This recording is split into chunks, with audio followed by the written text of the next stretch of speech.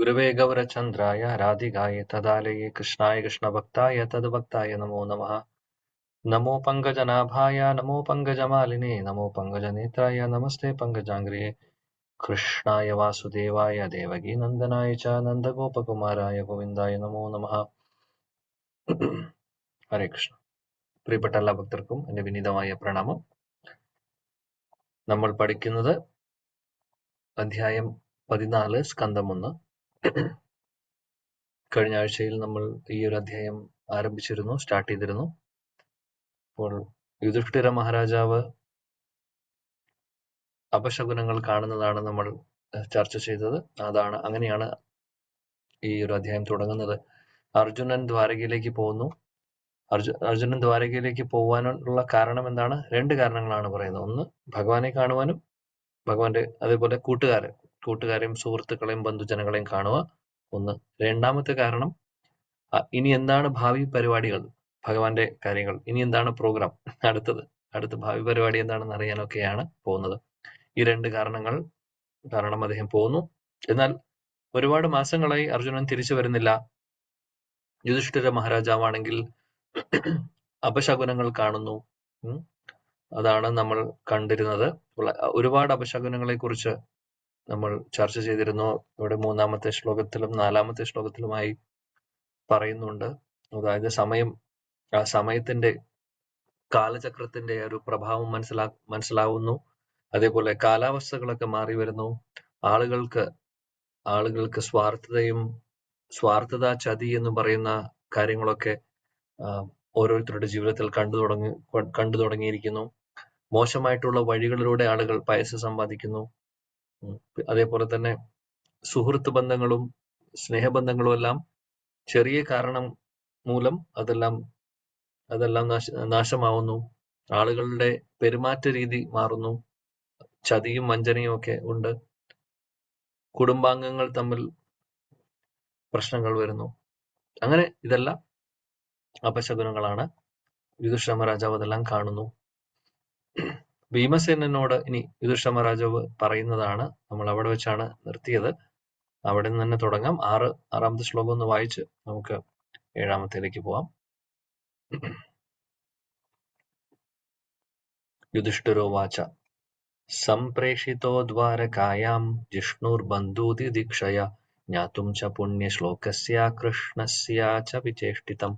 യുധിഷ്ഠിര മഹാരാജാവ് ഭീമസേനോട് പറയുന്നു, ഞാൻ അർജുനനെ ദ്വാരകയിലേക്ക് വിട്ടതാണ്. കുറച്ചായി അദ്ദേഹം പോയിട്ട് ഭഗവാനെ കുറിച്ച് അറിയുവാനും ദ്വാരകയിലെ എല്ലാവരും എന്തു പറയുന്നു എന്നറിയാനും അതേപോലെ ഇനിയുള്ള കാര്യങ്ങൾ എന്തൊക്കെ എന്ന് അറിയാൻ വേണ്ടി ഞാൻ അങ്ങോട്ട് വിട്ടിട്ട് കുറച്ചായി, പക്ഷെ കാണുന്നില്ല എന്താണെന്നുള്ളതാണ് അദ്ദേഹം ചിന്തിക്കുന്നത്. ഭീമസേനോട് ചർച്ച ചെയ്യുന്നതാണ് നമ്മൾ കാണുന്നത്. ശ്ലോകം 7 നോക്കാം. ഗത സപ്താധുനാ മാസ ഭീമസേന തവാനുജ നായാതി കസ്യ വാ ഹേതുർ നാഹം വേദേദം അജ്ഞസ.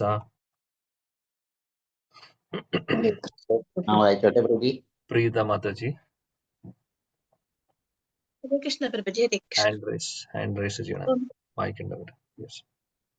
ഓം നമോ ഭഗവതേ വാസുദേവായ. ശ്ലോകം 7. ഗതാ സപ്താധുനാ മാസ ഭീമസേന തവാർജുനഃ നായാതി കസ്യ വാ ഹേതുർ നാഹം വേദേദം അഞ്ജസ. വിവർത്തനം ശ്രീല പ്രഭുപാദ് ജയ്. അവൻ യാത്രയായിട്ട് 7 മാസങ്ങൾ കഴിഞ്ഞിരിക്കുന്നു. എന്നിട്ടും അവൻ ഇതുവരെ മടങ്ങിയെത്തിയിട്ടില്ല. അവിടെ കാര്യങ്ങൾ എങ്ങനെ പോകുന്നുവെന്നതിനെ കുറിച്ച് വസ്തുനിഷ്ഠമായി എനിക്കറിയില്ല. ഹരേ കൃഷ്ണ. Thank you. പറയുന്നു 7 മാസങ്ങളായി അദ്ദേഹം പോയിട്ട്. സപ്താധുന, സപ്ത എന്ന് പറയുമ്പോൾ 7 മാസമായി. സപ്താധുന മാസ, 7 മാസമായി അദ്ദേഹം അർജുനൻ പോയിട്ട് ഇതുവരെ തിരിച്ചു വന്നിട്ടില്ല. എന്ത് സംഭവിച്ചു എന്നറിയില്ല. എന്താണ് അവിടെ നടക്കുന്നത്, എന്താണ് അർജുനൻ എന്തുകൊണ്ട് വൈകുന്നു, ഇനി അർജുനൻ എന്ത് സംഭവിക്കുന്നു എന്താണെന്നും ഒന്നും അറിയില്ല. കാര്യങ്ങൾ എന്താണെന്ന് മനസ്സിലാവുന്നില്ല എന്നുള്ളതാണ് ഇവിടെ യുധിഷ്ഠിര മഹാരാജാവ് ഭീമസേനോട് പറയുന്നത്. ശ്ലോകം 8. അപി ദേവർഷിനാധിഷ്ഠ സകാലോയം ഉപസ്ഥിത യദാത്മനോംഗം ആക്രീഡം ഭഗവാൻ ഉത്സി ഉത്സി ഉത്സിർക്ഷതി. ലളിത മാതാജി. ഹരേ കൃഷ്ണ പ്രഭുജി. ശ്ലോകം 8. അഭിദേവർഷിണാധിഷ്ഠാ സകാലോയമുപസ്ഥിതഃ യഥാത്മനോ അംഗമാക്രീഡം ഭഗവാനുത്സിസൃഷ്യതി. ഹരേ കൃഷ്ണ. വിവർത്തനം ശ്രീല പ്രഭുപാദർ കി ജയ്. ദേവർഷി നാരദൻ സൂചിപ്പിച്ചതുപോലെ ഭഗവാൻ തന്റെ ഇഹലോക ലീല അവസാനിപ്പിക്കാൻ പോകുന്നുവോ ആ സമയം ഇതിനോടകം സമാഗതമായോ? ഹരേ കൃഷ്ണ. ഹരേ കൃഷ്ണ. അപ്പോൾ ഇവിടെ യുധിഷ്ഠിര മഹാരാജാവ് പറയുന്നു, ഇനി ഭഗവാൻ യഥാത്മനോംഗം ആക്രീഡം ഭഗവാൻ ഉതിഷ്ക്ഷതി. ഭഗവാൻ ലീലകൾ അവസാനിപ്പിച്ച് ഇവിടെ ഭൂമിയിൽ അദ്ദേഹം അവതരിച്ചിട്ടുണ്ട് കുറച്ചായി. ഇനി അതെല്ലാം കഴിഞ്ഞ് അദ്ദേഹം ലീലകൾ അവസാനിപ്പിച്ച് തിരിച്ചു പോയോ? നാരദമുനി സൂചിപ്പിച്ചതുപോലെ, നാരദമുനി മുഴുവനുമായിട്ട് പറയുന്നില്ല, നാരദമുനി കൂടുതലൊന്നും പറയുന്നില്ല. നാരദമുനി പറയുന്നത്, ഭഗവാൻ ഇവിടെ ഉള്ളിടത്തോളം കാലം നിങ്ങൾ കാര്യങ്ങളെല്ലാം ചെയ്യൂ എന്നുള്ള രീതിയിൽ, അത് കഴിഞ്ഞു കഴിഞ്ഞാൽ നിങ്ങൾ റിട്ടയർമെന്റിന്റെ കാര്യത്തിനെ കുറിച്ച് ചിന്തിക്കണം എന്നുള്ള രീതിയിൽ ഇൻഡയറക്ട്ലി ആണ് നാരദമുനി പറഞ്ഞത്. ഡയറക്ട്ലി അദ്ദേഹം പറഞ്ഞിട്ടില്ല. എന്നാൽ ഇപ്പോൾ യുധിഷ്ഠിര മഹാരാജാവ് ചിന്തിക്കുകയാണ്, ഇനി നാരദമുനി സൂചിപ്പിച്ചത് ഇതാണോ? ഭഗവാൻ ലീലകൾ അവസാനിപ്പിച്ച് സ്വധാമത്തിലേക്ക് തിരിച്ചു പോയോ? ആ സമയം വന്നോ എന്നുള്ളതാണ് അദ്ദേഹം ചിന്തിക്കുന്നത്. അപ്പോൾ ഇവിടെ ശ്രീല വിശ്വനാഥ് ചക്രവർത്തി ഠാക്കൂർ ഒരു മനോഹരമായിട്ടുള്ള ഒരു പോയിന്റ് പറയുന്നു. കാര്യം ഭഗവാൻ ലീലകൾ അവസാനിപ്പിച്ച് തിരിച്ചു പോവുക എന്ന് പറയുന്നത് അത് വിഷമമുള്ള ഒരു കാര്യമാണ്, അല്ലെ? ഭഗവാന്റെ വിയോഗം, അല്ലെങ്കിൽ ഭഗവാൻ വിയോഗം എന്ന് ഉദ്ദേശിക്കുന്നത് അദ്ദേഹം തിരിച്ചു പോകുമ്പോൾ അദ്ദേഹത്തിനെ ആ പിരിയുന്ന കാര്യം ഒരുപാട് വിഷമം തരുന്ന കാര്യമാണ്. അപ്പോൾ ഇവിടെ ശില ചക്രവർത്തി പാദ് പറയുന്നത് എന്താണെന്ന് വെച്ചാൽ, സരസ്വതി ദേവി ചക്രവർത്തി പാദ് ശില വിശ്വനാഥ് ചക്രവർത്തി ഠാക്കൂറിന്റെ പ്രത്യേകത എന്താണെന്ന് വെച്ചാൽ, എന്തെങ്കിലും നെഗറ്റീവായിട്ടുള്ള ഒരു സെൻസ് വരുമ്പോൾ, അല്ലെങ്കിൽ ഒരു വിഷമം ഉണ്ടാക്കുന്നതോ അല്ലെങ്കിൽ നെഗറ്റീവ് ആയിട്ടുള്ളതോ വരുമ്പോൾ, ഉദാഹരണത്തിന് വരാഹദേവനും ഹിരണ്യാക്ഷനും തമ്മിലുള്ള ഒരു യുദ്ധമുണ്ട്, നമുക്കറിയാം. ആ സമയത്ത് വരാഹദേവനെ ഹിരണ്യാക്ഷൻ വളരെ മോശമായിട്ടുള്ള രീതിയിൽ അദ്ദേഹം പറയുന്നുണ്ട്, അതായത് മോശമായിട്ട് ക്രിട്ടിസൈസ് ചെയ്യുന്നുണ്ട് വരാഹദേവനെ. എന്നാൽ അവിടെ ശ്രീല വിശ്വനാഥ് ചക്രവർത്തി ഠാക്കൂർ അദ്ദേഹത്തിന്റെ ലെൻസ് ഉപയോഗിച്ച് അതിനെ കാണുന്നത് സാരസ്വത് അർത്ഥം തരുന്നുണ്ട്. അതായത് വരാഹദേവൻ പറയുന്ന ഓരോ വാക്കുകളും ആക്ച്വലി ഭഗവാന്റെ സ്തുതിയായിട്ട് അദ്ദേഹം അവിടെ സൂചിപ്പിക്കുന്നു. വാക്കുകൾ മാറ്റുന്നില്ല, സംസ്കൃതത്തിലെ വാക്കുകളൊന്നും അദ്ദേഹം മാറ്റുന്നില്ല, ശ്ലോകത്തിന്റെ വാക്കുകൾ മാറ്റി മിസ്ഇന്റർപ്രറ്റ് ചെയ്യില്ല ചെയ്യുന്നത്. എന്നാൽ പ്രോപ്പർ ആയിട്ടുള്ള അതിന്റെ മീനിങ് അദ്ദേഹം അതിൽ നിന്ന് കൊണ്ടുവരുന്നുണ്ട്, അതായത് പോസിറ്റീവ് ആയിട്ടുള്ള അർത്ഥം. ഇപ്പൊ വരാഹദേവനെ സ്തുതിക്കുന്ന രീതിയിലാണ് അതിന്റെ സാരസ്വത അർത്ഥം വരുന്നത്. അതേപോലെ ഗോവർദ്ധൻ ലീലയില് ഇന്ദ്രദേവൻ ഭഗവാൻ കൃഷ്ണനെ പറയുന്നുണ്ട് ബാലിശം, അങ്ങനെ, അതായത് അഹങ്കാരമാണ് കൃഷ്ണന്, കുട്ടിക്കളിയാണ് എന്നുള്ള രീതിയിലൊക്കെ, അങ്ങനെ കുറച്ച് മോശമായിട്ടുള്ള രീതിയിൽ അദ്ദേഹം പറയുന്നുണ്ട്. അതായത് എക്സ്റ്റേണലി നോക്കുമ്പോൾ അവിടെയും സാരസ്വതാർത്ഥം ശീല ചക്രവർത്തി അത് പറയുന്നുണ്ട്. ഇവിടെ അതേപോലെ ഒരു സിറ്റുവേഷൻ, ഇവിടെ ആരും ക്രിട്ടിസൈസ് ചെയ്യുന്ന ഒരു വിഷയമല്ല. ഇവിടെ എന്താണെന്ന് വെച്ചാൽ വിഷമം ഉണ്ടാക്കുന്ന ഒരു കാര്യമാണ്. യുധിഷ്ഠിര മഹാരാജാവിനാണെങ്കിലും ഭഗവാനെ ഇഷ്ടപ്പെടുന്ന ഭഗവാന്റെ ഭക്തർക്ക് വിഷമമുള്ളതാണ് ഭഗവാൻ തിരിച്ചു പോയി എന്നൊക്കെ പറയാൻ. അപ്പോൾ അത് അവിടെ അദ്ദേഹം വേറെ ഒരു അർത്ഥം പറയുന്നത്, ഇവിടെയുള്ള ഒരു വാക്കുണ്ട് ഉത്സിഷ്ക്ഷതി എന്ന്, അല്ലെ? അവിടെ ശിക്ഷതി എന്ന് പറയുമ്പോൾ ആക്ച്വലി വേറൊരു മീനിങ് അതിന് വരുന്നത് സംസ്കൃതത്തിൽ ഉള്ളത് എന്താണെന്ന് വെച്ചാൽ, അതായത് ഭഗവാന്റെ വേറൊരു അവതാരം, എക്സ്പാൻഷൻ കൊണ്ടുവരാൻ, എക്സ്പാൻഷൻ വരാൻ വേണ്ടി, അതായത് അദ്ദേഹത്തിന്റെ വേറെ വിസ്തരണം, ഭഗവാൻ നാരായണന്റെ അല്ലെങ്കിൽ ഭഗവാന്റെ വേറൊരു വിസ്തരണം വൈകുണ്ഠത്തിൽ വരുന്നു എന്നാണ് പറയുന്നത്. അതായത് ഭഗവാൻ തിരിച്ചു പോകുന്നു എന്നുള്ളതല്ല പറയുന്നത്, അതായത് അദ്ദേഹം ഇവിടെ നിന്ന് വൈകുണ്ഠത്തില് അവിടെ അവതരിക്കുന്നു. അപ്പോൾ തിരിച്ചു പോവാന്ന് പറയുമ്പോൾ, അല്ലെങ്കിൽ ഇവിടുന്ന് പോവാന്ന് പറയുമ്പോൾ അവിടെ ഒരു നെഗറ്റീവ് ആയിട്ടുള്ള ഒരു അർത്ഥം വരുന്നു, അല്ലെങ്കിൽ നമുക്കറിയാം ഒരു വിഷമം ഉണ്ടാക്കുന്ന ഒരു കാര്യമാണ്. എന്നാൽ വേറെ സ്ഥലത്ത് ഉദിക്കുന്നു എന്ന് പറയുമ്പോൾ, ഇപ്പൊ സൂര്യൻ അസ്തമിക്കുന്നു എന്ന് പറയുമ്പോഴും സൂര്യൻ വേറെ സ്ഥലത്ത് ഉദിക്കുകയാണ് ചെയ്യുന്നത്. ശരിക്കും സൂര്യൻ അസ്തമിക്കുക എന്ന് പറഞ്ഞു കഴിഞ്ഞാൽ സൂര്യൻ ഇല്ലാതാവുന്നില്ല ആക്ച്വലി സംഭവിക്കുന്നത്, അല്ലെ? സൂര്യൻ എന്താണ് ചെയ്യുന്നത്? സൂര്യൻ ഇവിടെ നിന്ന് നമ്മുടെ വിഷൻ എന്ന് മാറുന്നേ ഉള്ളൂ. നമ്മുടെ കൺമുമ്പിൽ അദ്ദേഹം ഇല്ല.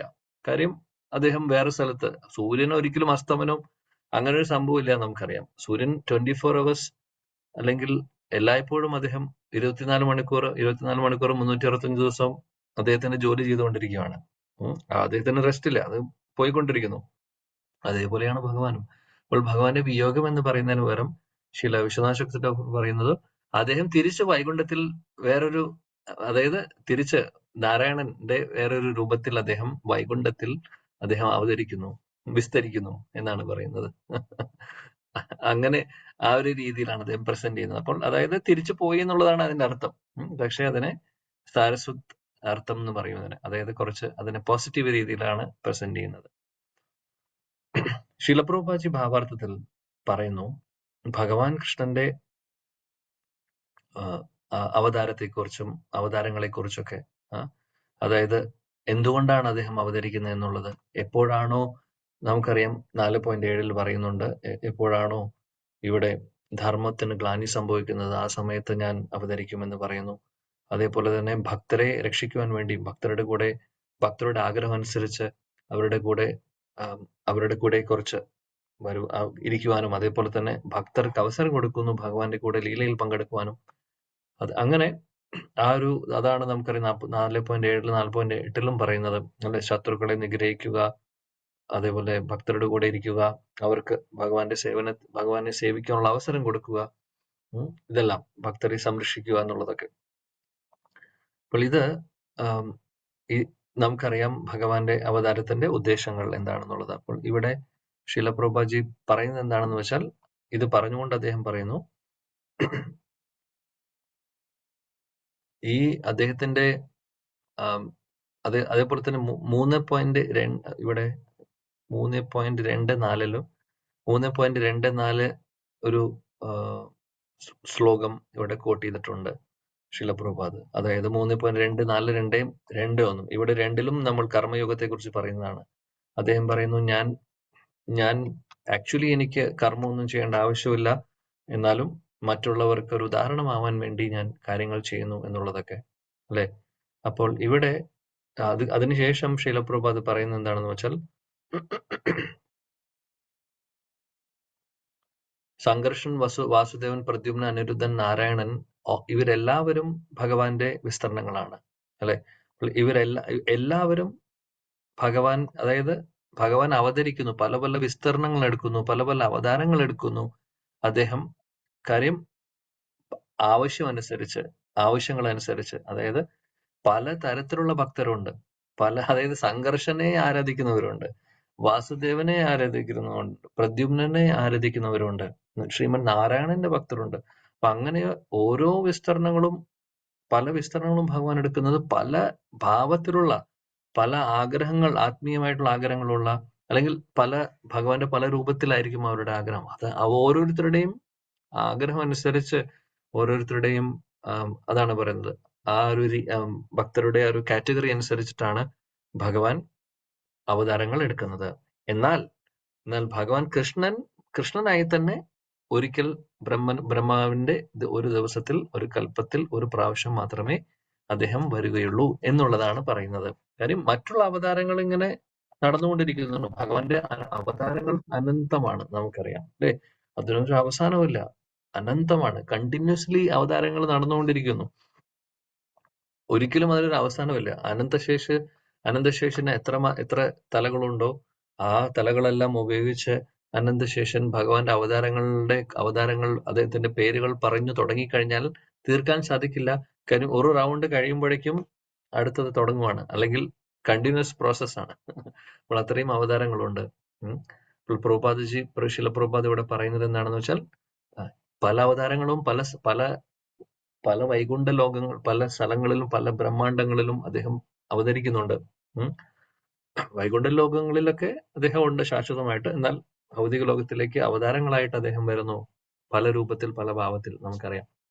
എന്നാൽ അതിൽ വെച്ച് ഭഗവാൻ കൃഷ്ണന്റെ അവതാരത്തിന് ഒരുപാട് പ്രത്യേകതയുണ്ട് എന്നുള്ളതാണ് പറയുന്നത്. കാര്യം ഭഗവാൻ കൃഷ്ണൻ എല്ലാ അവതാരങ്ങളുടെയും അല്ലെങ്കിൽ അവതാരി പുരുഷനാണ് എന്നുള്ളത് അദ്ദേഹം ഇതിലൂടെ ഒന്നും കൂടെ നമ്മളെ ഓർമ്മിപ്പിക്കുന്നു. ഇപ്പോൾ വൃന്ദാവനത്തില് കൃഷ്ണനെ നമുക്കറിയാം. ഭഗവാൻ കൃഷ്ണന്റെ ഈവൻ വൃന്ദാവനത്തിലെ ഭഗവാൻ കൃഷ്ണന്റെ ആ ഒരു ഭാവവും ദ്വാരകയിലും അതേപോലെ മധുരയിലും ഉള്ള ഭാവം വ്യത്യാസമുണ്ട്. ഒരു സ്ഥലത്ത് വൈശ്യന്റെ ഒരു മൂഡിലാണ് അദ്ദേഹം, എന്നാൽ ദ്വാരകയിൽ അങ്ങനെയല്ല, അല്ലെ? അദ്ദേഹം ക്ഷത്രിയന്റെ മൂഡാണ് അദ്ദേഹത്തിനുള്ളത്. അപ്പോൾ പല പല ഭാവങ്ങളും കാണാൻ സാധിക്കും. ഭക്തരുടെ ആഗ്രഹം അതാണ് ഭക്തരുടെ ഭാവം എന്താണോ, ഭക്തർ ആഗ്രഹിക്കുന്നത് എന്താണോ അതിനനുസരിച്ചിട്ടുള്ള കാര്യങ്ങളാണ് ഭഗവാൻ ചെയ്യുന്നത് എപ്പോഴും. അതാണ് ഇതിലൂടെ ശ്രീല പ്രഭുപാദ് ഒരു കാര്യം ഇതിലൂടെ സൂചിപ്പിക്കുന്നു. അതിനെക്കുറിച്ച് ഭഗവാന്റെ അവതാരങ്ങൾ അങ്ങനെയാണെന്ന്. എന്താണോ ആവശ്യങ്ങൾ എല്ലാം ചെയ്യും. അതായത് ധർമ്മം സ്ഥാപിക്കുന്നതും ഒക്കെ ചെയ്യും. അതിന്റെ കൂട്ടത്തിൽ ഭക്തരുടെ ആഗ്രഹം കൂടെ നോക്കും. അപ്പോൾ പർട്ടിക്കുലർലി അങ്ങനെയുള്ള ഭക്തർ, ഇപ്പോൾ ഭഗവാൻ കൃഷ്ണനെ നേരിട്ട് ആരാധിക്കുന്നവര്, അങ്ങനെയുള്ള ഭക്തർക്ക് വേണ്ടിയാണ് ഭഗവാൻ കൽപ്പത്തിൽ ഒരിക്കൽ, ബ്രഹ്മാവിന്റെ ഒരു ദിവസത്തിൽ ഒരിക്കൽ വരുന്നത്. ഭഗവാൻ കൃഷ്ണനെ വെയിറ്റ് ചെയ്യുന്നവരുണ്ട്. മറ്റുള്ള അവതാരങ്ങൾ പലപ്പോഴും വന്നു പോകുന്നുണ്ട്. എന്നാൽ ഇദ്ദേഹം ഒരു പ്രാവശ്യം വരുള്ളൂ, ഇത്രയും കോടാനുകോടി വർഷങ്ങളിൽ ഒരിക്കൽ. അപ്പോൾ ആ ഒരു ഭാവം മനസ്സിലാക്കുവാനും അല്ലെങ്കിൽ അനുഭവിക്കുവാനും ഭക്തര് ആഗ്രഹിക്കുന്നുണ്ട്. അതായത് സാധന ചെയ്ത് ഭഗവാന്റെ ലീലകളിൽ പങ്കെടുക്കാനൊക്കെ ആ ഒരു മെച്യൂരിറ്റി ആയിട്ടുള്ള സിദ്ധരായി വരുന്ന ഭക്തർക്ക് അവസരം കൊടുക്കുകയാണ് ചെയ്യുന്നത്. അപ്പോൾ പല പർപ്പസും ഉണ്ട് ഇവിടെ. അതായത് പല കാര്യങ്ങളും നടക്കുന്നു. ഭഗവാൻ അദ്ദേഹം വരുമ്പോൾ നിത്യപാർഷദരെ കൊണ്ടുവരുന്നുണ്ട്. എന്നാൽ അത് മാത്രമല്ല, ഇവിടെയുള്ള കുറെ പേര് ഓൾറെഡി ക്വാളിഫൈഡ് ആയി നിൽക്കുന്നവരുണ്ടാവും. അതായത് അവരെ ആത്മീയ ലോകത്തിലേക്ക് കൊണ്ടുപോകാനുള്ള ക്വാളിഫിക്കേഷൻ ആയിക്കൊണ്ടിരിക്കുന്നവർക്ക് ഒരു ചാൻസ് കൊടുക്കുവാണ് ലീലകളിൽ പങ്കെടുക്കാൻ. അപ്പോൾ നിത്യസിദ്ധരായിട്ടുള്ളവരുണ്ടാവും, സാധനസിദ്ധി നേടിയിട്ടുള്ളവരും അവരും ഇതിൽ ലീലകളിൽ പങ്കെടുക്കുന്നു. എന്നിട്ട് സംഭവിക്കുന്നത് എന്താണ്? ഭഗവാന്റെ ലീലകൾ കഴിയുന്നതോടുകൂടി തിരിച്ച് അദ്ദേഹം നിത്യപാർഷദരെ കൊണ്ടുപോകുന്നു. കൂട്ടത്തിൽ ഈ സാധനസിദ്ധരെയും കൊണ്ടുപോകുന്നു. അപ്പോൾ അവരും ആ കൂട്ടത്തിൽ പോകുന്നു. ഇനി വേറൊരു കാര്യം കൂടെ, അപ്പൊ ഇത്രയും മാത്രം കൊണ്ട് കഴിയുന്നില്ല, അവതാരം അവിടെ അവസാനിക്കുന്നില്ല. അപ്പൊ ഭഗവാൻ ധർമ്മം സ്ഥാപിക്കലും കാര്യങ്ങളൊക്കെ ചെയ്യുന്നു.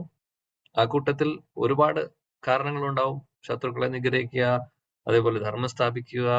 ഇനി ചൈതന്യ മഹാപ്രഭുവിന്റെ കാര്യമാണെങ്കിൽ ചില ഭാവങ്ങൾ അനുഭവിക്കാൻ, രാധാറാണിയുടെ സ്നേഹം എന്താണെന്ന് അറിയാനൊക്കെ മഹാപ്രഭു വരുന്നു. അപ്പോൾ ഭഗവാൻ കൃഷ്ണന്റെ അവതാരത്തെ കുറിച്ച് പറയുവാണെങ്കിൽ, ഭഗവാൻ കൃഷ്ണന്റെ ഭക്തർ കാത്തിരിക്കുന്നവരുണ്ട്, അവർക്ക് അവസരം കൊടുക്കുന്നു. പിന്നെ ഇതും ഭഗവാനെ സംബന്ധിച്ച്, അതായത് എല്ലാവർക്കും ഭഗവാൻ ആലോചിക്കുന്ന എങ്ങനെയാണ്, ഗോലോക വൃന്ദാവനത്തിൽ ഞാൻ ഇതെല്ലാം ചെയ്യുന്നുണ്ട്, അവിടെയുള്ളവരെല്ലാം അത് കയറി നിത്യലയിൽ നടന്നുകൊണ്ടിരിക്കുകയാണ്, ഇവിടെയുള്ള ആളുകൾക്ക് ചാൻസ് കൊടുക്കുകയാണ് ചെയ്യുന്നത്. അപ്പോൾ ഓൾറെഡി സാധന സിദ്ധി നേടിയിട്ടുള്ളവർക്ക് ചാൻസ് കൊടുക്കുന്നു ലീലയിൽ നേരിട്ട് പങ്കെടുക്കാൻ. ഇനി അടുത്ത കാറ്റഗറി ആളുകളെയും ഭഗവാൻ ആകർഷിപ്പിക്കുന്നു. അതായത് ഇപ്പൊ നമ്മളെ പോലുള്ള ആളുകൾ, നമ്മൾ ആരും സാധനസിദ്ധി നേടി ഭഗവാന്റെ ലീലയിൽ പങ്കെടുത്തിട്ടില്ല. ഉണ്ടെങ്കിൽ ഇവിടെ ഇരിക്കില്ല, ഓൾറെഡി ഇപ്പോൾ ഗോലോക വൃന്ദാവനത്തിൽ ഇരിക്കുന്നവരാണ്. നമ്മൾ ഇപ്പോൾ ഇവിടെ ഇരിക്കുന്നു, പക്ഷെ 5000 വർഷങ്ങൾ മുമ്പാണ് ഇതൊക്കെ നടന്നിട്ടുള്ളത്. ഇപ്പോഴും നമ്മൾ, അല്ലെങ്കിൽ 5000 വർഷം മുമ്പ് നടന്നിട്ടുള്ള ലീലകൾ നമ്മൾ ഇപ്പോൾ അതിനെക്കുറിച്ച് ഭാഗവതത്തിൽ നമ്മൾ കാണുന്നു, വായിക്കുന്നു, കേൾക്കുന്നു, അതിൽ ഒരുപാട് ആകർഷിതരാവുന്നു. അപ്പോൾ ഭഗവാനോട് അറ്റാച്ച്മെന്റ് വന്നുകൊണ്ടിരിക്കുകയാണ്, അല്ലെ? അപ്പോൾ അദ്ദേഹത്തിന്റെ ഒരു വരവിൽ ഒരുപാട് ആളുകളാണ് അദ്ദേഹത്തിലേക്ക് അട്രാക്റ്റഡ് ആവുന്നത്. അപ്പോൾ ഈ ഒരു ഫേസ്, ഇപ്പൊ ഇനി ഭഗവാൻ എപ്പോ അവതരിക്കും? ഇനി എത്രയോ കോടി വർഷങ്ങൾ കഴിയണം. പക്ഷേ അദ്ദേഹം 5000 വർഷം മുമ്പ് വന്നതുകൊണ്ട് ഇപ്പോഴുള്ള ആളുകൾ, ഇനി അങ്ങോട്ട് ചൈതന്യ മഹാപ്രഭു വന്നത് കാരണം ഒരു 10,000 വർഷത്തോളം അല്ലെങ്കിൽ കുറെ വർഷത്തോളം ഈ ഒരു സുവർണ കാലം ഉണ്ടാവും. അപ്പോൾ ഭഗവാന്റെ ലീലകളുണ്ടാവും. ഭഗവാന്റെ ലീലകളെ കുറിച്ച് ചർച്ച ചെയ്യുന്നവരും ഇതേപോലെ ഭാഗവതം ഒക്കെ, ഹരിനാമം ഒക്കെ ഉണ്ടാവും. അപ്പൊ ആ സമയത്ത് വേണ്ട രീതിയിൽ ആളുകൾ സീരിയസ് ആയിട്ട് ഇതെല്ലാം മനസ്സിലാക്കി കാര്യങ്ങൾ ചെയ്യുന്നവർക്ക് ഇവിടെ നിന്ന് ഭഗവാന്റെ അടുത്തേക്ക് പോകാൻ സാധിക്കും. അപ്പോൾ അവരെന്താണ് ഭഗവാൻ ചെയ്യാന്നറിയോ? അപ്പോൾ മെച്ചുവർ ആയി കഴിഞ്ഞാൽ ഇവിടെ ആളുകൾ അതിനനുസരിച്ച് ക്വാളിഫൈഡ് ആയി കഴിഞ്ഞാൽ ഭഗവാന്റെ ലീലകൾ നടക്കുന്ന വേറെ ബ്രഹ്മാണ്ടങ്ങളും ഉണ്ടാവും ഭൗതിക ലോകത്തിൽ. അവിടേക്ക് കൊണ്ടുപോകും. അവിടെ കൊണ്ടുപോയി അവിടെ ലീലകളിൽ പാർട്ടിസിപ്പേറ്റ് ചെയ്യിപ്പിക്കും. അതിനുശേഷം അദ്ദേഹം പോകുന്ന കൂട്ടത്തിൽ പോകുന്നു. ഇതാണ് സംഭവിച്ചുകൊണ്ടിരിക്കുന്നത്. അപ്പോൾ ഓരോ സ്ഥലത്തും അവിടെ ഓരോ ബ്രഹ്മാണ്ടത്തിലും സംഭവിക്കുന്നത് ഇതാണ്. അപ്പോൾ ഇവിടെ നിന്നുള്ളത് അവിടെ പോകും, അവിടെ നിന്നുള്ള ഒരു അടുത്ത സ്ഥലത്തേക്ക് പോകും. അങ്ങനെ പോയി ഓരോ പ്രാവശ്യം അദ്ദേഹം ബാച്ച് ആയിട്ടാണ് ആൾക്കാരെ കൊണ്ടുപോകുന്നത്. അപ്പോൾ അത് മറ്റുള്ളവർക്ക് ഇൻസ്പിറേഷൻ ആവുകയും ചെയ്യുന്നു. അതാണ് ഭഗവാന്റെ അവതാരത്തിന്റെ പ്രത്യേകത. ഹരേ കൃഷ്ണ. 9ാമത്തെ ശ്ലോകം. യസ്മാന സമ്പത്തോ രാജ്യം ധാരാ പ്രാണാകുലം പ്രജ ആസൻ സപത്ന വിജയോ ലോകാശ്ചായത് അനുഗ്രഹാത്.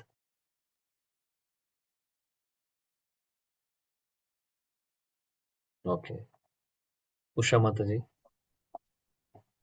ഹരേ കൃഷ്ണ പ്രഭുജി. ഓം നമോ ഭഗവതേ വാസുദേവായ. ശ്ലോകം 9. യസ്മാന സമ്പദോ രാജ്യം ധാരാ പ്രാണാകുലം പ്രജാ ആസൻ സപത്ന വിജയോ ലോകാശായതനുഗ്രഹാത്. വിവർത്തനം. ശ്രീല പ്രഭുപാദ് കി ജയ്. നമ്മുടെ സമസ്ത രാജകീയ സമ്പത്തും രാജ്യവും സത്പത്നിമാരും ജീവനും സന്തതികളും പ്രജകളുടെ മേലുള്ള നിയന്ത്രണവും ശത്രുക്കളുടെ മേലുള്ള വിജയവും ഭാവിയിൽ ഉന്നത ലോകങ്ങളിൽ സ്ഥാനവും എല്ലാം സാധ്യമായിരിക്കുന്നത് അവിടുന്നിൽ നിന്ന് മാത്രമാകുന്നു. ഇതെല്ലാം അവിടുത്തേക്ക് നമ്മോടുള്ള അഹേതുകമായ കൃപയാൽ സംഭവിച്ചതാകുന്നു. Hare Krishna. Thank you mother. Thank you പ്രഭുജി. ഹരേ കൃഷ്ണ. ഇവിടെ യുധിഷ്ഠിര മഹാരാജാവ് ഭീമസേനോട് പറയുന്നു, ഭഗവാനെ കുറിച്ച് പറയുന്നു, ഭഗവാന്റെ കൃപയെ കുറിച്ച് പറയുന്നു. അദ്ദേഹത്തിന്റെ കൃപ കൊണ്ടാണ് നമ്മൾ ഇപ്പോൾ ഇന്ന് ഈ രാജ്യമൊക്കെ ഭരിക്കുന്നത്. ഈ എല്ലാവരും സന്തോഷമായിട്ടിരിക്കുന്നു, പ്രജകൾ എല്ലാവരും സന്തോഷമാണ്, നമുക്ക് ശത്രുക്കൾക്കെതിരെ വിജയിക്കാൻ സാധിച്ചു. ഇനി നമ്മുടെ ഭാവിയും ഭഗവാൻ സുരക്ഷിതമാക്കിയിട്ടുണ്ട്. അതായത് ഭഗവാൻ തീർച്ചയായിട്ടും അവരുടെ ഫ്യൂച്ചർ നമുക്കറിയാം. യുധിഷ്ഠിര മഹാരാജാവ് പറയുന്നത് എന്താണെന്ന് വെച്ചാൽ, ഇതെല്ലാം നടന്നിട്ടുള്ളത് അല്ലെങ്കിൽ നടന്നുകൊണ്ടിരിക്കുന്നതും ഒക്കെ എല്ലാം തന്നെ ഭഗവാൻ കൃഷ്ണന്റെ കൃപയാണ്. അദ്ദേഹത്തിന്റെ കൃപ കൊണ്ടാണ് ഇതെല്ലാം നടക്കുന്നത് എന്നുള്ളതാണ് യുധിഷ്ഠിര മഹാരാജാവ് പറയുന്നത്. അപ്പോൾ നോക്കൂ, ഓരോ നിമിഷത്തിലും യുധിഷ്ഠിര മഹാരാജാവ് ആ നന്ദി പ്രകടിപ്പിക്കുന്നു, ഭഗവാനെ ഓർക്കുന്നു. ഇപ്പോൾ കുന്തി മഹാറാണിയും പറഞ്ഞിട്ടുണ്ട് അല്ലെ, പാണ്ഡവരെല്ലാവരും ഓരോ നിമിഷവും അതായത് സദാസമയം അവർ കൃഷ്ണോപരത്തിലാണ്. എപ്പോഴും ഭഗവാനോട് നന്ദി പറയുന്നു, ഭഗവാനോട് റെസ്പെക്ട്, സ്നേഹമൊക്കെ അവർ പ്രകടമാക്കുന്നു. ഇവിടെ ഭീമസേനോട് വിഷമം പറയുന്ന കൂട്ടത്തിൽ പറയുന്നു, ഭഗവാന്റെ കൃപയാണ് ഇതെല്ലാം നമ്മൾ ഇന്ന് ഇവിടെ ഇരിക്കുന്നതിന്റെ കാരണം കൃഷ്ണനാണ്, അദ്ദേഹത്തിന്റെ അനുഗ്രഹമാണ്, കൃപയാണ് എന്ന് പറയുന്നു. ഇവിടെ ഇതിൽ നിന്നുള്ള നമുക്കുള്ള ലെസൺ എന്താണ്, പാഠം എന്താണ്? അതായത് നമുക്ക് ഒന്നും തന്നെ ഭഗവാന്റെ കൃപയില്ലെങ്കിൽ നേടാൻ സാധിക്കില്ല, ഒന്നും തന്നെ. നമ്മുടെ പ്രയത്നവും ഭഗവാന്റെ കൃപ അല്ലെ, 2 കാര്യങ്ങളാണ്. ദാമോദർ ലീലയിൽ നമ്മൾ പഠിക്കുന്നതെന്ന് എപ്പോഴും പറയാറുണ്ട്. നമ്മുടെ പ്രയത്നം തീർച്ചയായിട്ടും ആവശ്യമാണ്, കൂട്ടത്തിൽ ഭഗവാന്റെ കൃപയും ആവശ്യമുണ്ട്. ഇത് രണ്ടും കൂടെ കൂടുമ്പോഴാണ് ആ കാര്യം വിജയമാവുന്നത്. നമ്മൾ ചെയ്യുന്ന എന്ത് പ്രവൃത്തിയാണോ സക്സസ് ആവുന്നത്. ഇല്ലെങ്കിൽ സക്സസ് ആവില്ല. എന്നാൽ ആളുകൾക്ക് ഈ കാര്യം അറിയില്ല. പ്രയത്നം കൊണ്ട് മാത്രം നേടാൻ സാധിക്കുമെന്ന് വിചാരിക്കുന്ന ഒരുപാട് ആൾക്കാരുണ്ട്. എന്റെ കഴിവ്, ഞാൻ വിചാരിച്ചാൽ എന്തും നടക്കും, അത് നടക്കാൻ വേണ്ടി ഞാൻ എന്തും ചെയ്യും എന്നൊക്കെ പറയുന്നവരുണ്ട്. ഏത് എക്സ്ട്രീമിലേക്ക് ഞാൻ പോവും, അല്ലെങ്കിൽ അത് നടക്കാൻ വേണ്ടി ഞാൻ എന്തും ചെയ്യും, അങ്ങനെ പറയുന്ന ചലഞ്ച് ചെയ്യുന്ന ആൾക്കാരുണ്ട്. അവര് പോലും അറിയുന്നില്ല, അവര് ചിലപ്പോൾ ഇതേപോലെ ഏത് എക്സ്ട്രീമിൽ പോയി കാര്യങ്ങൾ എന്തെങ്കിലും നേടുന്നുണ്ടാവാം. ചിലപ്പോൾ നേടുന്നുണ്ടെങ്കിൽ അതിന്റെ പുറകിലും ഭഗവാൻ ഉണ്ട് എന്നുള്ളത് അവർക്കറിയില്ല. അവര് ചിന്തിക്കുന്നത് എല്ലാം ഞാനാണെന്നുള്ളതാണ്. ഇതെല്ലാം ഒരു പ്രഭുപാദ് പറയുന്നത് എന്താണെന്ന് വെച്ചാൽ അസുഖമാണ്, ആളുകൾക്ക് രോഗമാണ് ഇതൊക്കെ. അപ്പോൾ ഈ രോഗത്തെ മാറ്റുക എന്ന് പറയുന്നത് ആർക്കാണ് സാധിക്കുന്നത്? ഒരു ഡോക്ടർക്കാണ് സാധിക്കുന്നത്. ആരാണ് ഡോക്ടർ? ഡോക്ടർ എന്ന് പറയുമ്പോൾ ഭഗവാനും ഭഗവാന്റെ പ്രതിനിധികളുമാണ്. അപ്പോൾ അദ്ദേഹത്തിന് തന്നെ ഇത് ക്യൂർ ചെയ്യാൻ സാധിക്കുക, വേറെ ആർക്കും സാധിക്കില്ല. അതാണ് ഔഷധം അല്ലെ. ഭഗവാൻ കൃഷ്ണനാണ് ദിവ്യ ഔഷധം, വ്യാമോഹ പ്രശമ ഔഷധം. എല്ലാ വ്യാമോഹങ്ങളുടെയും എല്ലാ പ്രശ്നങ്ങളുടെയും എല്ലാത്തിനുമുള്ള ഔഷധം ഭഗവാനാണ്. അന്ധകാരത്തിലിരിക്കുന്ന ആളുകൾക്ക് വെളിച്ചം കൊടുക്കുന്നതും ഭഗവാൻ തന്നെ, അല്ലെ? അപ്പോൾ ശിലപ്രഭുപാദി ഇവിടെ പറയുന്നത്, യുധിഷ്ഠിര മഹാരാജാവ് അദ്ദേഹത്തിന്റെ ഓരോ കാൽവയ്പിലും ഭഗവാനെ ഓർക്കുന്നു, ഭഗവാനോട് നന്ദി പറയുന്നു. അതുകൊണ്ട് നമ്മൾ ഓരോരുത്തരും, പ്രഭുപാദ് പറയുന്നതാണ്, നമ്മൾ ഓരോരുത്തരും യുധിഷ്ഠിര മഹാരാജാവിനെ കണ്ടു പഠിക്കണം എന്നാണ് പറയുന്നത്. യുധിഷ്ഠിര മഹാരാജാവിന്റെ പാത പിന്തുടരണം എന്ന് പറയുന്നു. അപ്പോൾ എല്ലാ സമയത്തും ഓർക്കുക, ഇതെല്ലാം നമുക്ക് തരുന്നത്, നമുക്ക് ഈ ശരീരം തന്നിട്ടുണ്ട്, ജീവിക്കാൻ വേണ്ടിയിട്ടുള്ള സംഭവങ്ങൾ, സാധനങ്ങളെല്ലാം ഭഗവാൻ തന്നിട്ടുണ്ട്, വായു ഉണ്ട്, കഴിക്കാനുള്ള ഭക്ഷണം തരുന്നുണ്ട്, അതേപോലെ എല്ലാം ഇവിടെ വേണ്ടതായിട്ടുള്ള എല്ലാം അദ്ദേഹം നമുക്ക് തരുവാണ്, അല്ലെ? അപ്പോൾ ശരിക്കും പറയുകയാണെങ്കിൽ 24 മണിക്കൂറും നമ്മൾ ഓരോ ദിവസവും 24 മണിക്കൂറും നന്ദി പറഞ്ഞുകൊണ്ടിരുന്നാൽ പോലും അത്രയും എന്നാലും മതിയാവില്ല. അത്രമാത്രം നമ്മൾ കടപ്പെട്ടിരിക്കുന്നു ഭഗവാനോട്. നമ്മൾ അദ്ദേഹത്തെ തിരിഞ്ഞു നോക്കാതെ തന്നെ, നമ്മൾ അങ്ങോട്ട് ഇഷ്ടവും സ്നേഹവും പ്രകടിപ്പിക്കാതെ തന്നെ ഇങ്ങനെ ചെയ്തുകൊണ്ടിരിക്കുകയാണ്. സ്നേഹം കൂടെ പ്രകടിപ്പിക്കുമ്പോൾ എന്തായിരിക്കും അദ്ദേഹത്തിന്റെ മഹാകൃപ?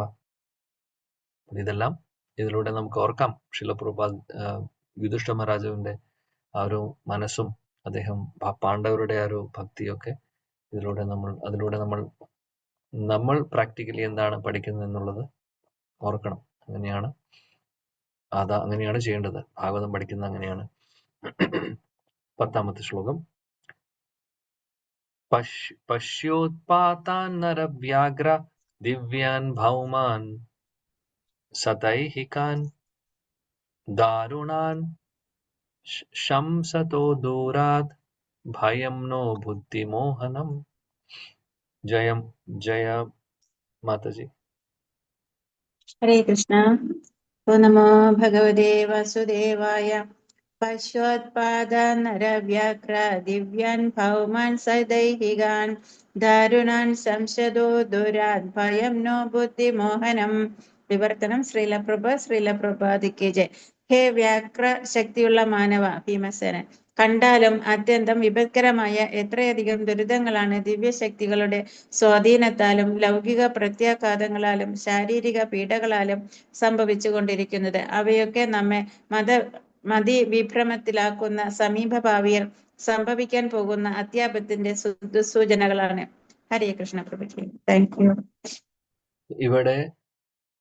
ഇവിടെ പറയുന്നത് എന്താണെന്ന് വെച്ചാൽ, വീണ്ടും അപശകുനങ്ങളെ കുറിച്ചൊക്കെ പറയുന്നു. അതായത് യുധിഷ്ഠിര മഹാരാജാവ് കണ്ടുകൊണ്ടിരിക്കുകയാണ്, അല്ലെ, ഇതെല്ലാം സംഭവിക്കുന്നത്. ഒരുപാട് ശകുനങ്ങൾ, മോശമായിട്ടുള്ളത് സംഭവിക്കുന്നുണ്ട്. അപ്പോൾ അദ്ദേഹം പറയുന്നു, എന്തോ ഒരു വലിയൊരു അപകടം കാത്തു നിൽക്കുന്നു, അല്ലെങ്കിൽ അപകടം വരാനിരിക്കുന്നു, അതുകൊണ്ടാണ് ഇതെല്ലാം തോന്നുന്നത് എന്നുള്ളതാണ് പറയുന്നത്. ഇനി അതിനെക്കുറിച്ചുള്ള കൂടുതൽ വിശദീകരണങ്ങളാണ് 11ാമത്തെ ശ്ലോകം മുതൽ അദ്ദേഹം എന്തൊക്കെയാണ് അപശകുനങ്ങളെന്ന് ഒന്നുകൂടെ എടുത്ത് പറയുന്നു. അദ്ദേഹം ഓരോന്ന് പറയുന്നുണ്ട്. അതായത് ശരീരത്തിന് സംഭവിക്കുന്ന വ്യത്യാസം, അത് ശരീരത്തിൽ തോന്നുന്ന ലക്ഷണങ്ങൾ, അതേപോലെ മൃഗങ്ങൾ, പക്ഷികൾ, അങ്ങനെയുള്ള മൃഗങ്ങളിലും വ്യത്യാസങ്ങളൊക്കെ കാണുന്നു. ഇതെല്ലാം പശുക്കളെ കുറിച്ചും പറയുന്നുണ്ട്. ഇതെല്ലാമാണ് 11 മുതൽ 20 വരെയുള്ള ശ്ലോകങ്ങളിൽ പറയുന്നത്. അപ്പൊ ശിലപ്രഭുപാദി ഭാവാർത്ഥത്തിൽ പറയുന്നു, ഈ ലോകത്തിലെ നമ്മളിപ്പോൾ കണ്ടുകൊണ്ടിരിക്കുന്ന ഭൗതിക തലത്തിലുള്ള പുരോഗമനം ആക്ച്വലി എന്താണ് സംഭവിക്കുന്നത്? പുരോഗമനത്തിലൂടെ എന്തെങ്കിലും സംഭവിക്കുന്നുണ്ടോ? പ്രത്യേകിച്ചൊന്നും സംഭവിക്കുന്നില്ല. ത്രിവിധ ക്ലേശങ്ങൾ കൂടുന്നു, അത്രയേ ഉള്ളൂ.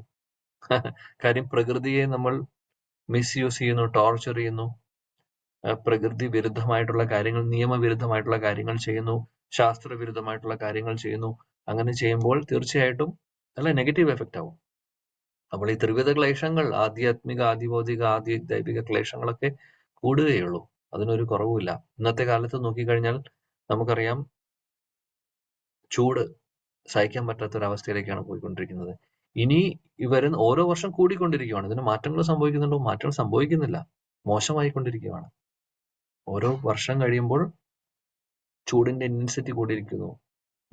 വളരെ പരിതാപകരമായിട്ടുള്ള ഒരു അവസ്ഥയിലാണ് പല രാജ്യങ്ങളും പോയിക്കൊണ്ടിരിക്കുന്നത്. ഇതെല്ലാം പിന്നെ അതേപോലെ കഴിക്കാനുള്ള ഭക്ഷണമില്ല, മഴയില്ല, അതേപോലെ ഒരുപാട് പ്രശ്നങ്ങൾ, ഒരുപാട് അസുഖങ്ങൾ വരുന്നു ആളുകൾക്ക്. കോവിഡൊക്കെ ഇതിനു മുമ്പ് കേട്ടിട്ട് പോലുമില്ല. അങ്ങനെയുള്ള അസുഖം ലോകം മുഴുവനും സ്റ്റക്കായിപ്പോയി, സ്റ്റില്ലായിപ്പോയി കുറച്ച് മാസങ്ങൾ, ഓൾമോസ്റ്റ് ഒരു വർഷത്തിന് മേലെ. ആരും പ്രതീക്ഷിക്കാത്തത്. അപ്പൊ അങ്ങനെ പല സംഭവങ്ങളും പല കാര്യങ്ങളും സംഭവിക്കുന്നുണ്ട്. ഇതിനെല്ലാത്തിന്റെയും കാരണം എന്താണെന്ന് വെച്ചാൽ നമ്മൾ ഈ നിയമവിരുദ്ധമായിട്ടുള്ള കാര്യങ്ങൾ ചെയ്യുമ്പോൾ, പ്രകൃതി നിയമവിരുദ്ധമായിട്ടുള്ള, ശാസ്ത്രവിരുദ്ധമായിട്ടുള്ള കാര്യങ്ങൾ ചെയ്യുമ്പോഴാണ് ഇതെല്ലാം സംഭവിക്കുന്നത്. ആളുകൾ അത് മനസ്സിലാക്കുന്നില്ല. ഭൗതിക പുരോഗമനം എന്ന് പറഞ്ഞുകൊണ്ട് അതിന്റെ പുറകിൽ പല പല കാര്യങ്ങളും ചെയ്തു കൂട്ടിക്കൊണ്ടിരിക്കുന്നു. ഒരു അവസാനമില്ല ഇതിനൊന്നും. അതുകൊണ്ട് നമ്മൾ ഈ ലോകം നോക്കിക്കഴിഞ്ഞാൽ ഓരോ ദിവസം കഴിയുമ്പോഴും ഓരോ വർഷം കഴിയുമ്പോഴും മോശമായിക്കൊണ്ടിരിക്കുകയുള്ളൂ. അത് ഇവിടെ അതായത് കൃഷ്ണാവബോധം പ്രചരിക്കുമ്പോൾ ആളുകളിൽ മാറ്റങ്ങൾ ഉണ്ടാവുകയാണെങ്കിൽ അങ്ങനെ നല്ല കാര്യം. പക്ഷെ മെജോറിറ്റി പോപ്പുലേഷൻ നോക്കിക്കഴിഞ്ഞാലും, മെജോറിറ്റി ലോകത്തിന്റെ ഗതി നോക്കിക്കഴിഞ്ഞാലും വളരെ പരിതാപകരമായിട്ടുള്ളൊരു ഗതിയിലേക്കാണ് പോയിക്കൊണ്ടിരിക്കുന്നത്. അതുകൊണ്ട് ഇനി നമുക്ക് ഇവിടെ നിന്ന് ഒന്നും നേടാനില്ല എന്നുള്ള സത്യം നമ്മൾ ഇടയ്ക്കിടയ്ക്ക് ഓർക്കണം. ഇനി അതിന്റെ പുറകിൽ ഓടി സമയം പാഴാക്കാനില്ല നമ്മുടെ കയ്യിൽ.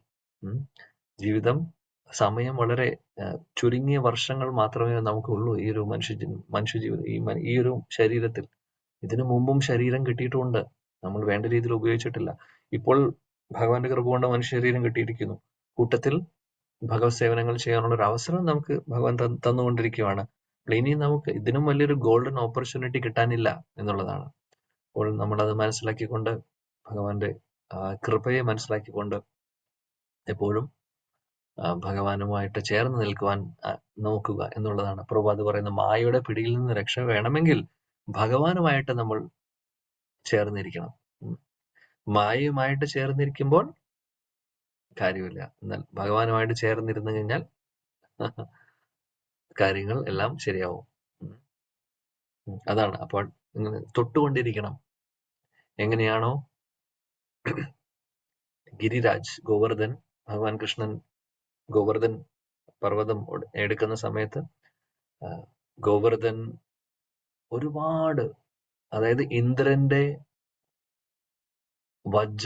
വജ്രായുധമൊക്കെ അദ്ദേഹം ഫേസ് ചെയ്യുമായിരുന്നു. ഒരുപാട് ഇന്ദ്രനാണെങ്കിൽ സാംവർത്തക മേഘമെല്ലാം വന്ന് വൃന്ദാവനം മുഴുവൻ നശിപ്പിക്കാൻ നോക്കിക്കൊണ്ടിരിക്കുകയാണ്. ആ സമയത്ത് ഈ പറയുന്ന വജ്രായുധം വിട്ടുകൊണ്ടിരിക്കുന്നു. എന്നാൽ ഗോവർദ്ധൻ ഇതെല്ലാം സഹിക്കുന്നു, എല്ലാം ടോളറേറ്റ് ചെയ്യുന്നു, സഹിഷ്ണുതയോടുകൂടി ഇരിക്കുന്നു. ആ കൂട്ടത്തിൽ ഒരു കാര്യം കൂടെ ഉണ്ട്, ഇത്രയൊക്കെ സംഭവിക്കുന്നുണ്ട് പുറത്ത്, എന്നാലും അദ്ദേഹം ഭഗവാൻ തൊട്ടുകൊണ്ടിരിക്കുകയാണ് ഗോവർദ്ധനെ. അപ്പോൾ ആ ഒരു ടച്ച്, അല്ലെങ്കിൽ ആ ഒരു ഭഗവാന്റെ ഒരു സ്പർശനത്തിൽ നിന്ന് ഭഗവാൻ നിന്ന് മാറി നിൽക്കുന്നില്ല, അദ്ദേഹം ചേർന്ന് നിൽക്കുവാണ്. എന്തൊക്കെ മുകളിൽ സംഭവിച്ചാലും എനിക്ക് പ്രശ്നമില്ല, ഞാൻ ഭഗവാനെ വിടില്ല. അതാണ് ഇപ്പൊ ഇവിടെ പ്രഭുപാദ് പറയുന്ന ഈ ഒരു ഭാവാർത്ഥത്തിൽ അദ്ദേഹം ആ വാക്ക് ഉപയോഗിക്കുന്നുണ്ട്. അതായത് ശാശ്വതമായി ഭഗവാനുമായിട്ട് ചേർന്ന് മുട്ടിയിരിക്കുവാന്ന്, ടച്ച് ചെയ്തുകൊണ്ടിരിക്കുവാന്ന്, കോൺസ്റ്റന്റ് ടച്ച് എന്ന് പറയും പ്രഭുപാദ് പറയുന്നു. ഭഗവാനുമായിട്ട് ചേർന്ന് നിൽക്കുക. അതേപോലെ എങ്ങനെയാണ് ഗോവർദ്ധനും ചേർന്ന് നിൽക്കുന്നു. ഇത്രയും എല്ലാം പ്രശ്നങ്ങളൊക്കെ നടക്കുവാണ് പുറത്ത്. ഇതേപോലെ ഉണ്ടായിട്ടില്ല, അദ്ദേഹം സഹിച്ചുകൊണ്ട്. എന്നാലും ഭഗവാനെ വിടില്ല. അതുകൊണ്ട് ഭഗവാനും ഗോവർദ്ധനെ ഇങ്ങനെ പിടിച്ചുകൊണ്ടിരിക്കുകയാണ്, അദ്ദേഹത്തിന്റെ കൈകൾ തൊട്ടുകൊണ്ടിരിക്കുന്നു, മുട്ടിക്കൊണ്ടിരിക്കുന്നു. അതേപോലെ നമ്മൾ ഓരോരുത്തരും. അപ്പോൾ നമ്മൾ പ്രാക്ടിക്കലി അതിന്റെ എങ്ങനെയാണ് നമുക്ക് ചെയ്യാൻ പറ്റുന്നത്? അതായത് ചേർന്ന് നിൽക്കുക എന്ന് പറയുമ്പോൾ ഭഗവാന്റെ നാമം ചൊല്ലുക, നാമത്തിലൂടെ ചേർന്ന് നിൽക്കുക. നാമം ചൊല്ലുന്നു, ഭഗവാനെ കുറിച്ച് കേൾക്കുന്നു, ഭാഗവതം വായിക്കുന്നു, പഠിക്കുന്നു. അങ്ങനെ നമ്മൾ ടച്ചിലാണ്.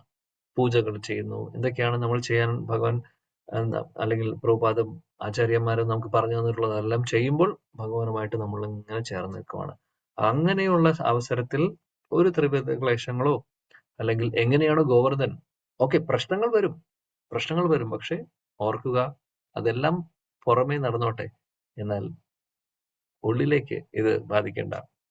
പുറമേ അതെല്ലാം നടക്കും, ഗോവർദ്ധൻ ചെയ്ത പോലെ. വജ്രായുധോ എന്ത് വേണമെങ്കിൽ ആയിക്കോട്ടെ, എനിക്കൊരു പ്രശ്നമില്ല. പക്ഷെ അദ്ദേഹം സഹിച്ചുകൊണ്ടിരിക്കുന്നു, ഭഗവാന്റെ പാദങ്ങൾ വിട്ടിട്ടില്ല.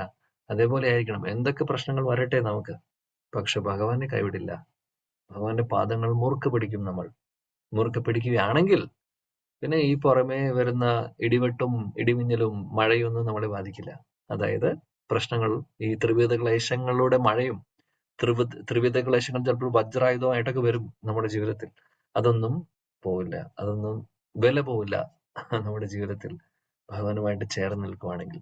ഗോവർദ്ധൻ നമ്മളെ പഠിപ്പിക്കുന്നു.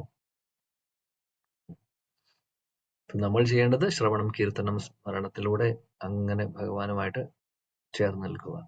അപ്പോൾ ഇതൊന്നും സംഭവിക്കില്ല. അപ്പൊ ബാക്കിയുള്ളതൊക്കെ സംഭവിക്കുമ്പോൾ നമുക്ക് തോന്നും ഓക്കെ നടക്കട്ടെ, അതെല്ലാം ഭഗവാന്റെ കൃപയാണ്. ഇപ്പോൾ കൂടുതൽ പ്രശ്നങ്ങളുണ്ടെങ്കിൽ കൂടുതൽ ഭഗവാനെ ശരണം പ്രാപിക്കാനുള്ള ഒരു അവസരം കിട്ടുവാണ്. അതായത് കൂടുതൽ കാര്യം വേറെ ആരുമില്ല രക്ഷിക്കാൻ, ഭഗവാൻ മാത്രമേ ഉള്ളൂ എന്നുള്ള ചിന്ത നമ്മുടെ ഉള്ളിൽ വന്നുകൊണ്ടിരിക്കുകയാണ് ചെയ്യുന്നത്.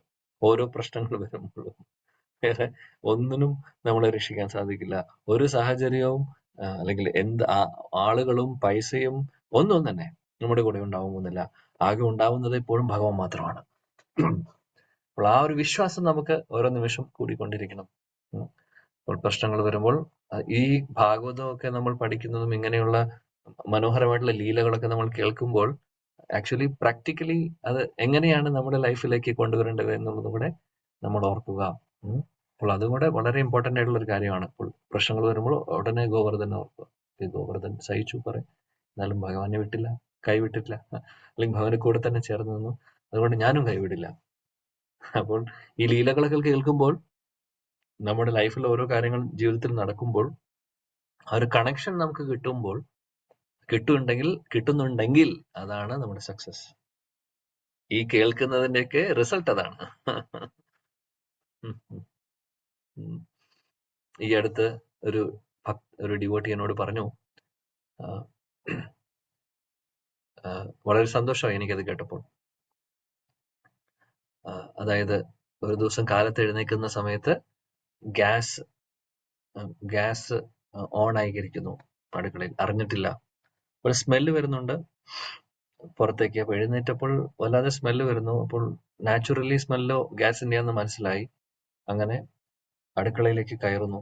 അടുക്കളയിലേക്ക് കയറിയപ്പോഴും ആ സ്മെല്ല് ഉള്ളത് കൊണ്ട് പെട്ടെന്ന് ഓർമ്മ വരുന്നു ലൈറ്റ് ഇടരുത് എന്നുള്ളത്. കാര്യം ഒന്നാമത് നമ്മൾ ഉറക്കത്തിലൊക്കെ എഴുന്നേറ്റ് വരുമ്പോൾ പലപ്പോഴും നമുക്ക് എന്താ ചെയ്യേണ്ടതെന്ന് അറിയില്ല. ചില സമയങ്ങളിൽ ആകെ വെപ്രാളമായി പോകും, അല്ല എന്താ ചെയ്യേണ്ടതെന്ന് അറിയാതെ. വെപ്രാളത്തിൽ ചിലപ്പോൾ നമ്മൾ ലൈറ്റ് ഇടുന്നു, അല്ലെങ്കിൽ എന്തെങ്കിലുമൊക്കെ അബദ്ധങ്ങൾ ചെയ്യും, സാധാരണ അങ്ങനെയാണ്. പക്ഷേ ആത്മാർത്ഥമായിട്ട് ഭക്തി സേവനങ്ങൾ ചെയ്യുന്നവരാണെങ്കിൽ എന്താണ് ഭഗവാൻ പറയുന്നത്? വേണ്ട സമയത്ത് ഞാൻ ദദാമി ബുദ്ധിയോഗം, വേണ്ട സമയത്ത് ഞാൻ ബുദ്ധി കൊടുക്കും, വേണ്ട സമയത്ത് സ്മരണ അല്ലെങ്കിൽ ഓർമ്മിപ്പിക്കും, ആവശ്യമുള്ളത് ഓർമ്മിപ്പിക്കും, ചില സമയത്ത് ചില കാര്യങ്ങൾ മറപ്പിക്കും. ആ മറവിയും നമുക്ക് പലപ്പോഴും സഹായമാണ്, അല്ലെ? പലപ്പോഴും അല്ല, എപ്പോഴും പല കാര്യങ്ങളിലും ആ മറവി ഉള്ളത് കൊണ്ട് നമ്മൾ നല്ലതാണ്. അതേ സമയത്ത് സ്മൃതിയും നമുക്ക് ഭഗവാൻ തരുന്നു. ഇപ്പോൾ 15:15 ഭഗവാൻ പറയുന്നുണ്ട്, പരമാത്മാവായിട്ടിരിക്കുന്ന ഭഗവാൻ സർവസ്യ ചാഹമൃതി സന്നിവിഷ്ടോ മഥ സ്മൃതിർ ജ്ഞാനം അപോഹനം ച. അപ്പോൾ ഉടനെ തന്നെ ആ ഡിവോട്ടിക്ക് ഓർമ്മ വന്നു, ലൈറ്റ് ഇടാൻ പാടില്ല. എന്നിട്ട് പോയി നോക്കിയപ്പോൾ തുറന്നിരിക്കുന്നു, ഇത് ഓഫ് ചെയ്തു, ജനൽ തുറന്നിട്ടു, എല്ലാം. ഉടനെ തന്നെ ആ ഭക്തയ്ക്ക്, ഡിവോട്ടിക്ക് കിട്ടിയിട്ടുള്ള റിഫ്ലക്ഷൻ എന്താണെന്ന് വെച്ചാൽ ഈ ശ്ലോകങ്ങളൊക്കെയാണ് ഓർമ്മ വരുന്നത്. അതായത് ആ സമയത്ത് ഓർമ്മ വന്നത് എന്ത് സംഭവിച്ചു, ആ സമയത്ത് അത്ഭുതമായി. വേണ്ട ഡിസിഷൻ എടുക്കാൻ ബുദ്ധി ഭഗവാൻ കൊടുത്തു, വേണ്ടതുപോലെ അത് ചെയ്തു. അതിനുശേഷം ഉടനെ തന്നെ ഓർമ്മ വരുന്നത്, അപ്പൊ കാര്യം സേഫാക്കി. ഉടനെ തന്നെ ഓർമ്മ വരുന്നത് ഭഗവാന്റെ കൃപ എന്നുള്ളത് ഓർമ്മ വരുന്നു. 2, ഈ ശ്ലോകങ്ങളൊക്കെയാണ് ഓർമ്മ വരുന്നത്. ഭഗവാൻ പറയുന്നു, സ്മൃതി തരുന്നു, അതായത് സ്മരണ അല്ല, ഭഗവാന്റെ ഓർമ്മ തരുന്നതും ഭഗവാനാണ്, മറവി തരുന്നതും ഭഗവാനാണ്. അത് ആ ഒരു ശ്ലോകം ഓർമ്മ വരുന്നു. അതേപോലെ തന്നെ രസോഹം അപ്സു കൗന്ദേയ എന്നുള്ള ശ്ലോകവും അല്ലെങ്കിൽ ഭഗവാൻ പറയുന്നുണ്ട്, അല്ലെ? അതായത് വെള്ളത്തിന്റെ സ്വാദ് ഞാനാണ്, അല്ലെങ്കിൽ വായു, ഭൂമി അപ്പോ അതിനുള്ള വായു, അല്ലെ? പല പല ഗന്ധങ്ങളുണ്ട്. അപ്പൊ ഗന്ധങ്ങൾ ആക്ച്വലി ആ ഭൂമി എന്ന് പറയുന്ന എലമെന്റ് ആണ്. അപ്പോൾ ഭഗവാൻ ഭഗവത്ഗീതയിൽ പറയുന്ന ശ്ലോകങ്ങളൊക്കെ ഇങ്ങനെ ലൈഫിൽ ഓരോ കാര്യങ്ങൾ വരുമ്പോൾ തോന്നുന്നു, അല്ലെങ്കിൽ നമുക്ക് ഓർമ്മ വരുന്നു, ഇതെല്ലാം ആക്ച്വലി നമ്മൾ വായിക്കുന്നതിന്റെയും കേൾക്കുന്നതിന്റെയും റിസൾട്ടാണ്. അതാണ് ഞാൻ പറഞ്ഞു വരുന്നത്. ഇതാണ് പർപ്പസ്. നമ്മൾ പഠിക്കുന്നതും വായിക്കുന്നതും ഒക്കെ സമയം വരുമ്പോൾ ആവശ്യമായി അത് ഉപയോഗിക്കാൻ പറ്റണം, അല്ലെങ്കിൽ ഓർമ്മ വരണം. ഓർമ്മ വരുന്നുണ്ടെങ്കിൽ സക്സസ് ആണ്. അതാണ് സ്മരണ. ഇല്ലെങ്കിൽ എന്താണ്, നമ്മൾ ഇതൊക്കെ കേൾക്കുന്നു, പക്ഷെ എന്തെങ്കിലും ഒരു മുട്ടുസൂചി കുത്തിയാൽ കഴിഞ്ഞു. അപ്പോൾ എല്ലാം മറന്നു. ഭഗവാനെ മറന്നു, ഭഗവത്ഗീത മറന്നു, ഭാഗവതം മറന്നു, നാമവും മറന്നു, എല്ലാം മറക്കുന്നു. മറിച്ച് അതേപോലെ കുത്തുകൾ, സൂചി കൊണ്ടുള്ള കുത്തുകൾ അല്ലെങ്കിൽ സിറിഞ്ച് കൊണ്ടുള്ള കുത്തുകൾ വരുമ്പോൾ, പ്രശ്നങ്ങളുടെ രൂപത്തിലോ അപകടങ്ങളുടെ രൂപത്തിലോ നമ്മളെ പിൻ ചെയ്യുമ്പോൾ, ഒരു പിച്ച് കിട്ടുമ്പോൾ, ആ സമയത്ത് ഉടനെ ഭഗവാനെ കുറിച്ച് ഓർമ്മ വരുന്നുണ്ടെങ്കിൽ, ശ്ലോകമായിട്ടോ ഭഗവാന്റെ ലീലയായിട്ടോ അല്ലെങ്കിൽ എങ്ങനെയെങ്കിലും ഏതെങ്കിലും രീതിയിൽ ഭഗവാനുമായിട്ട് നമുക്ക് കണക്ട് ചെയ്യാൻ സാധിക്കുന്നുണ്ടെങ്കിൽ സക്സസ് ആണ്. ഇതെല്ലാം കൃപയാണ്. അപ്പോൾ ഇത് കേട്ടപ്പോൾ എനിക്ക് ഒരുപാട് സന്തോഷമായി. ആ ഒരു ഡിവോട്ടി എന്നോട് ഷെയർ ചെയ്തപ്പോൾ ഞാനും വിചാരിച്ചു, ദിസ് ഈസ് ദ പർപ്പസ്. നമ്മൾ വായിക്കുന്നതിന്റെയും കേൾക്കുന്നതിന്റെയും പർപ്പസ് ഇതാണ് എന്നുള്ളത്. സോ നമ്മൾ ഓരോരുത്തരും ആക്ച്വലി ഭഗവാന്റെ കൃപയുണ്ടെങ്കിൽ ആ ഒരു ലെവലിലേക്ക്, അല്ലെങ്കിൽ ഈ ഒരു കാര്യം, ഇത് ചിലപ്പോൾ ചില സമയത്ത് നമുക്ക് വരും. ഇനി വേറൊരു കാര്യമുണ്ട്, ഇടയ്ക്ക് നമുക്ക് ഇങ്ങനെ സംഭവിക്കും, ഇടയ്ക്ക് ചിലപ്പോൾ മറക്കും, ഇങ്ങനത്തെ സംഭവം ഉണ്ടാവില്ല. അതായത് എന്തെങ്കിലും അബദ്ധത്തിൽ നമ്മൾ ചാടും, അതും സംഭവിക്കാം. അപ്പോൾ ഇത് കോൺസ്റ്റന്റ് ആയിക്കൊള്ളുന്നില്ല. ഒരു പ്രാവശ്യം ഇത് സംഭവിച്ചു എന്ന് വിചാരിക്കുമ്പോൾ നമ്മൾ വിചാരിക്കരുത് നമ്മളും എവിടെയെങ്കിലും എത്തിയിട്ടുണ്ട് എന്നുള്ളത്. അങ്ങനെയല്ല. പക്ഷെ ഭഗവാൻ നമ്മൾക്ക് കാണിച്ചു തരുവാണ് എന്താണ് ഇതിന്റെ റിസൾട്ട് എന്നുള്ളത്. എന്നാൽ അത് മനസ്സിലാക്കിക്കൊണ്ട്, ഭഗവാന്റെ കൃപയായി മനസ്സിലാക്കിക്കൊണ്ട്, വിനയത്തോടുകൂടി പ്രാർത്ഥനയോടുകൂടി വീണ്ടും ചെയ്തുകൊണ്ടിരിക്കുന്ന കാര്യങ്ങൾ തന്നെ, ഭക്തിയുത സേവനങ്ങൾ ചെയ്ത് ആത്മാർത്ഥതയോടുകൂടി മുന്നോട്ട് പോകുമ്പോൾ ഇത് പിന്നെ കോൺസ്റ്റന്റ് ആയിട്ട് ഉണ്ടാവും, എല്ലാ സമയത്തും ഉണ്ടാവും. അതാണ് കൃഷ്ണാവബോധം. കൃഷ്ണാവബോധം എന്ന് പറയുന്നത് ഇതാണ്. ആ അവബോധം എല്ലായ്പ്പോഴും കൃഷ്ണ അവബോധം. ഏത് സാഹചര്യവും എന്താവണം, ഭഗവാനുമായിട്ട് എന്ത് കാര്യമാവട്ടെ ഭഗവാനുമായിട്ട് കണക്ഷൻ ആ കണക്ഷൻ കൊണ്ടുവരാൻ സാധിക്കും എന്ന് പറയുന്നത് വലിയൊരു സക്സസ് ആണത്. ഓക്കെ. ശ്രീല പ്രഭുപാദിക്ക് ജയ്. ശ്ലോകം 11. ഊർവ് അക്ഷീബാഹവോ മഹ്യം സ്ഫുരന്തി അംഗ പുനഃ പുനഃ വേപതുശ്ചാപി ഹൃദയേ ആരാധസ്യന്തി വിപ്രിയം. സുവർണ പ്രഭു മാതാജി. ഹരേ കൃഷ്ണ പ്രഭുജി. ഓം നമോ ഭഗവതേ വാസുദേവായ. ശ്ലോകം 11. ഊർ അക്ഷിബാഹവോ മഹ്യം സ്ഫുരന്ത്യംഗ പുനഃ പുനഃ വേപതുച്ഛാപി ഹൃദയേ ആരാധ്യാസന്തി വിപ്രിയം. വിവർത്തനം. ശ്രീല പ്രഭുപാദിക്ക് ജയ്. എന്റെ ശരീരത്തിന്റെ ഇടതുഭാഗം, എന്റെ ഊരുക്കൾ, കരങ്ങൾ, നേത്രങ്ങൾ എല്ലാം വീണ്ടും വീണ്ടും വിറയ്ക്കുന്നു. ഭയത്താൽ എന്റെ ഹൃദയം ഇടിക്കുന്നു. ഇവയൊക്കെ വരാൻ പോകുന്ന അഭികാമ്യമല്ലാത്ത സംഭവങ്ങളുടെ ദുസൂചനകളാകുന്നു. ഹരേഷ്ണ പ്രഭുജി. ഇവിടെ ദുസൂചനകൾ അല്ലെങ്കിൽ അപശകുനങ്ങളാണ് പറയുന്നത്. ആദ്യം ശരീരത്തിന്, യുധിഷ്ഠിര മഹാരാജാവിന് ശരീരത്തിൽ തോന്നുന്ന കാര്യങ്ങൾ നമ്മൾ കേട്ടിട്ടുണ്ട് അല്ലെ? നമ്മളും ഇപ്പോൾ ഇതിനെക്കുറിച്ച് ഇടതുഭാഗത്ത് എന്തെങ്കിലും ശരീരത്തിൽ ഇടതുഭാഗത്ത് എന്തെങ്കിലും ഒരു ചെറിയ വിറയൽ വരുവാണെങ്കിൽ അത് ശരി, അത് എന്തൊരു മോശമായിട്ടുള്ള കാര്യം സംഭവിക്കാൻ പോകുന്നു എന്നുള്ളതൊക്കെ നമ്മൾ പറയില്ലേ? കണ്ണ് അടിക്കുകയാണെങ്കിൽ വലതും ഇടതും ഒക്കെ എന്താണെന്ന് എനിക്കറിയില്ല, ഓർമ്മയില്ല. എനിവേ, ഇടതും വലതും, സ്ത്രീകൾക്ക് ഇടത്തും അല്ല വലതും ഇടത്തും, പുരുഷന്മാർക്ക് ഇടത്തും, അങ്ങനെയൊക്കെ ഉണ്ട്. എനിവേ, എന്താണെങ്കിലും ലക്ഷണങ്ങളെ കുറിച്ച് ഇതെല്ലാം ഓരോ സൂചനകളാണ്. ഇവിടെ യുധിഷ്ഠിര മഹാരാജാവിന് അങ്ങനെയുള്ള അനുഭവങ്ങൾ അദ്ദേഹം അനുഭവിക്കുന്ന ഈ സമയത്ത് അദ്ദേഹം ഭീമസേനോട് ഷെയർ ചെയ്യുവാണ് ചെയ്യുന്നത് ഇതെല്ലാം. അതേപോലെ ഹൃദയത്തിന്റെ ആ ഒരു ഹാർട്ട് ബീറ്റ് കൂടിയിരിക്കുന്നു. അപ്പോൾ അങ്ങനെയുള്ള വ്യത്യാസങ്ങൾ അദ്ദേഹത്തിന് തോന്നുന്നു. അപ്പോൾ ഇതെല്ലാം എന്തോ ഒരു വലിയൊരു ആപത്തിന്റെ സൂചനകളാണ് എന്നുള്ളതാണ് അദ്ദേഹം പറയുന്നത്. അപ്പോൾ ശ്രീല പ്രഭുപാദിയും ഭാവാർത്ഥത്തിൽ ഇതിനെക്കുറിച്ച് പറയുന്നുണ്ട്. അതൊക്കെ ചില സമയത്ത് ഇങ്ങനെയുള്ള ലക്ഷണങ്ങളൊക്കെ നാച്ചുറൽ ആയിട്ടുള്ളത്, ഇങ്ങനെയുള്ള യുധിഷ്ഠിര മഹാരാജാവിനെ പോലുള്ള ആളുകൾക്ക് അത് വരുമ്പോൾ തീർച്ചയായിട്ടും അതൊരു അപശകുനമായിട്ട് തന്നെയാണ്, അത് സൂചനയാണ്. നമുക്ക് വരുമ്പോൾ അത് ആണോ എന്നുള്ളത് അറിയില്ല. കാരണം യുധിഷ്ഠിര മഹാരാജാവിന്റെ പ്യൂരിറ്റി നമുക്കില്ല. നമ്മുടെ ലൈഫിൽ നടക്കുന്ന പല കാര്യങ്ങൾക്കും അത് ശരിക്കും അത് ഒരു ഇൻഡിക്കേഷൻ ആണോ എന്നുള്ളത്. അപശകുനങ്ങളുടെ കാര്യം മാത്രമല്ല, നല്ല കാര്യങ്ങളാണെങ്കിലും ചില ഡിസിഷൻസ് എടുക്കാനാണെങ്കിലും അല്ലെങ്കിൽ ചില കാര്യങ്ങൾ ചെയ്യുവാനാണെങ്കിലും ചില സമയത്ത് നമുക്ക് തോന്നുന്നത് പെർഫെക്റ്റ് ആയിക്കൊള്ളുന്നില്ല. പ്യൂർ ആയിട്ടുള്ള പ്യൂരിറ്റി ഉള്ള ഒരു ഭക്തനാണെങ്കിൽ, പരിശുദ്ധ ഭക്തനാണെങ്കിൽ, അവരെടുക്കുന്ന എന്ത് തീരുമാനവും അവർ ചെയ്യുന്ന എന്തും അവരുടെ അനുഭവങ്ങളൊക്കെ പെർഫെക്റ്റ് ആയിരിക്കും, അല്ലെങ്കിൽ എല്ലാം കറക്റ്റ് ആയിരിക്കും. യുധിഷ്ഠിര മഹാരാജാവിന് ലക്ഷണങ്ങൾ തോന്നുന്നുണ്ടെങ്കിൽ അത് അതിന്റെ പുറകിൽ എന്തോ ഉണ്ട് എന്നുള്ളത് ഉറപ്പാണ്. നമ്മളെ സംബന്ധിച്ച് അങ്ങനെ ആയിക്കൊള്ളുന്നില്ല. പല കാരണങ്ങളും ഉണ്ടാവും ചിലപ്പോൾ അങ്ങനെ സംഭവിക്കാൻ. അപ്പൊ അതാണ് വ്യത്യാസം. പക്ഷെ എന്നാലും ജനറലി പറയുകയാണെങ്കിൽ ഇതൊക്കെ ലക്ഷണങ്ങളാണ്. ശ്ലോകം 12. ശിവൈഷോദ്യന്തമാദിത്യം അഭിരൗതി അനാലന മാമംഗ സാരമേയോയം അഭിരേപതി അഭിരുവത്. അജന്ത മാതാജി.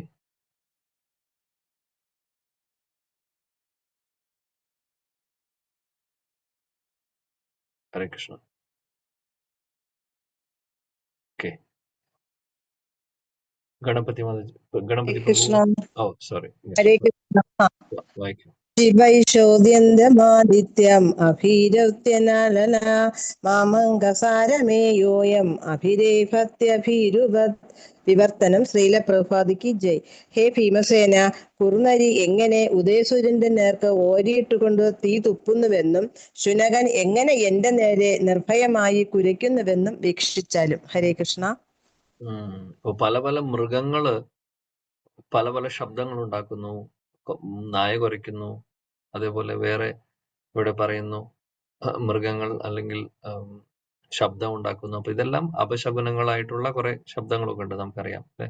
അതൊക്കെയാണ് ഇദ്ദേഹം യുധിഷ്ഠിര മഹാരാജു പറയുന്നത്. ഞാൻ കേൾക്കുന്നുണ്ട് ഇതൊക്കെ എന്തോ ഒരു അപകടത്തിന്റെ സൂചനയാണ് എന്നുള്ളത്. 13. ശസ്താകുർവന്തി മാം സവ്യം ദക്ഷിണം പശവോ പരേ വാഹാംശ്ച പുരുഷാ വ്യാഗ്ര ലക്ഷയേ രുദതോ മമ. ഗണപതി പ്രഭു. ഹരേ കൃഷ്ണ പ്രഭു. ഓം നമോ ഭഗവതേ വാസുദേവായ. ശാസ്താകുർവന്തി മാം സവ്യം ദക്ഷിണം പശവേ പരോ വാഹാം ച പുരുഷവ്യാക്ര ലക്ഷയേ രുദതോ മമ. ഹരേ കൃഷ്ണ. വിവർത്തന ശ്രീല പ്രഭുപാദിക്ക്. ഹരേ കൃഷ്ണ. നരന്മാരിൽ വ്യാക്രമായ അല്ലയോ ഭീമസേന, ഇപ്പോൾ ഗോക്കളെ പോലുള്ള ഉപയോഗപ്രദമായ ജന്തുക്കൾ എന്റെ ഇടതുവശത്തു കൂടി കടന്നു പോവുകയും കഴുതകളെ പോലുള്ള നിമ്ന മൃഗങ്ങൾ എന്നെ പ്രദക്ഷിണം വയ്ക്കുകയും ചെയ്യുന്നു. എന്റെ കുതിരകൾ എന്നെ കാണുമ്പോൾ കരയുന്നതായി കാണപ്പെടുന്നു. ഹരേ കൃഷ്ണ. ഇനി വേറെയും ലക്ഷണങ്ങൾ അദ്ദേഹം കാണുന്നു. പശുക്കളൊക്കെ ഇടത് ഭാഗത്തുകൂടെ സഞ്ചരിക്കുന്നു. ഇതെല്ലാം ഒരു മോശമായിട്ടുള്ള ലക്ഷണമാണ് എന്ന് പറയുന്നു. അതേപോലെ കഴുതകൾ അദ്ദേഹത്തെ വലം വെക്കുന്നു. കുതിരകൾ, യുധിഷ്ഠിര മഹാരാജന്റെ കുതിരകൾ കരയുന്നു. അങ്ങനെയെല്ലാം കാണുന്നുണ്ട്. ഇതെല്ലാം ലക്ഷണങ്ങളാണ്, അപശകുനങ്ങളാണ്. ഓക്കെ, ഒരു ശ്ലോകം കൂടെ നോക്കാം. 14. മൃത്യുദൂത കപതോയം ഉലുഖാ കമ്പയൻ മന പ്രത്യുലൂകാശ്ച ഖുഹ്വാനീർ വിശ്വം വൈ ശൂന്യം ഇച്ഛത. രത്നവലി മാതാജി.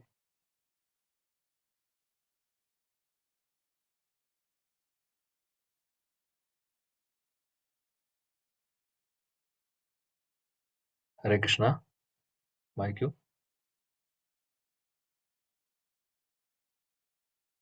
ഹരേ കൃഷ്ണ. ശ്ലോകം 14. ഓം നമോ ഭഗവതേ വാസുദേവായ. പ്രഭുപാദിക്ക് ജയ്. മൃത്യുഭൂതാകബോധായ യാ മൂലകാ കമ്പയൻ മനഃ പ്രത്യുലസ്തഞ്ച കുഹൈനീർ വിശ്വം വൈശ്യനു വിച്ഛത. ഹരേ കൃഷ്ണ. വിവർത്തനം ഭാവാർത്ഥമ ശീലപ്രഭുപാദിക്ക് ജയ്. കണ്ടാലും ഈ മാടപ്രാവ് മരണദൂതനെ പോലെയാണ്. മൂങ്ങകളുടെയും അവരുടെ വൈകാരികളായ കൊക്കുകളുടെയും അക്രനന്ദങ്ങൾ കാരണമാണ് എന്റെ ഹൃദയം നടുങ്ങുന്നു. സമ്പൂർണ്ണ പ്രപഞ്ചത്താലും ശൂന്യം ആക്കാൻ അവർ ആഗ്രഹിക്കുന്ന പോലെ ഇത് തോന്നിപ്പിച്ചേക്കാം. ഹരേ കൃഷ്ണ. ഹരേ കൃഷ്ണ. ഹരേ കൃഷ്ണ. ഇവിടെ പക്ഷികളുടെ കാര്യമാണ് പറയുന്നത്. പ്രാവ്, അതേപോലെ മൂങ്ങ, അതേപോലെ കാക്ക, അങ്ങനെയുള്ള പല പക്ഷികളും പല അവരുടെ സാധാരണ സ്വാഭാവികമായിട്ടുള്ള കാര്യങ്ങളല്ല കാണുന്നത് അവരിലും. അവരുടെ ആ ഒരു കരച്ചിലൊക്കെ യുധിഷ്ഠിര മഹാരാജാവിനെ ഒരുപാട് അദ്ദേഹത്തിന്റെ ഉള്ളിലേക്ക് എന്തോ ഒരു ഭയം കൊണ്ടുവരുന്നു. അതാണ് അദ്ദേഹം പറയുന്നത്. ഇതെല്ലാം കേൾക്കുമ്പോൾ എന്തോ സംഭവിച്ചിട്ടുണ്ട് എന്നുള്ളത് തോന്നുന്നു എന്നുള്ളതാണ് പറയുന്നത്. ഓക്കെ, ഇനിയും കുറച്ചും കൂടെ ഉണ്ട്. 15 മുതൽ ഇനി 20ാമത്തെ ശ്ലോകം വരെ ഇതെല്ലാം അദ്ദേഹം പറയുന്നുണ്ട്. ഇതിനെക്കുറിച്ച്, ഈ ലക്ഷണങ്ങളെ കുറിച്ച് നമുക്ക് ബാക്കി നാളെ ഭഗവാന്റെ കൃപ ഉണ്ടെങ്കിൽ കണ്ടിന്യൂ ചെയ്യാം. 15 മുതൽ. ഓക്കെ. ശ്രീല പ്രഭുപാദ് കി ജയ്. ഗ്രന്ഥരാജ് ശ്രീമദ് ഭാഗവതം की जय. समवेद गौर भक्त वृंद की जय. शचिनंदन श्री गौर हरि की जय. गौड़ी गुरु वृंद की जय. श्रील गुरुदेव की जय. श्री वृंदावन धाम की जय. जय जय श्री राधे श्याम. निताय गौर प्रेमान. Thank you. ഹരേ കൃഷ്ണ. എന്തെങ്കിലും സംശയം ഉണ്ടെങ്കിൽ ചോദിക്കാം. കമന്റ്സ്. ഹരേ കൃഷ്ണ പ്രഭുജി. പ്രഭുജി പറഞ്ഞില്ലേ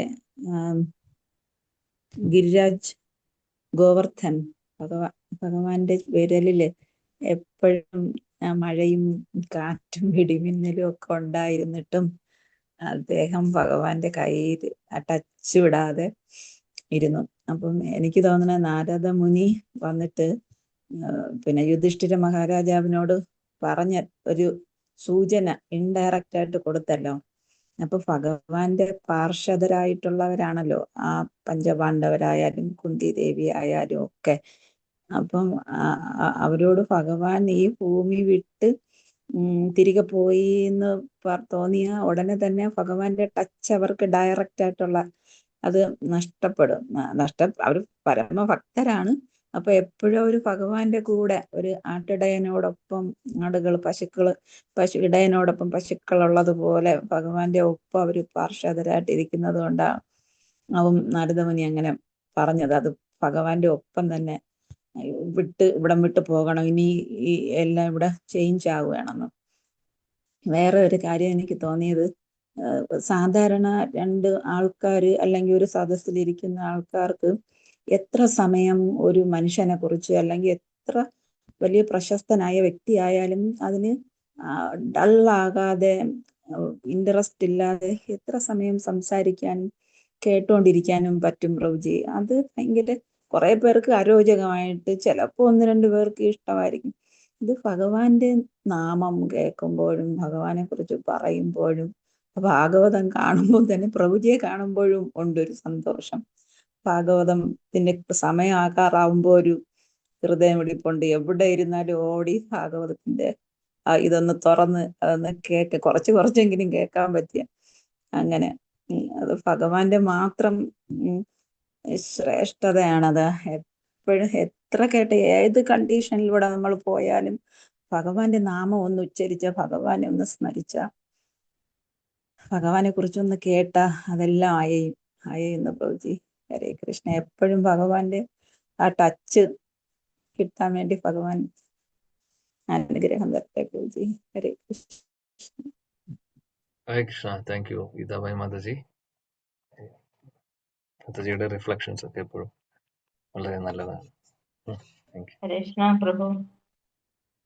ശോഭ മാതാജി. യെസ്. ഹരേ കൃഷ്ണ.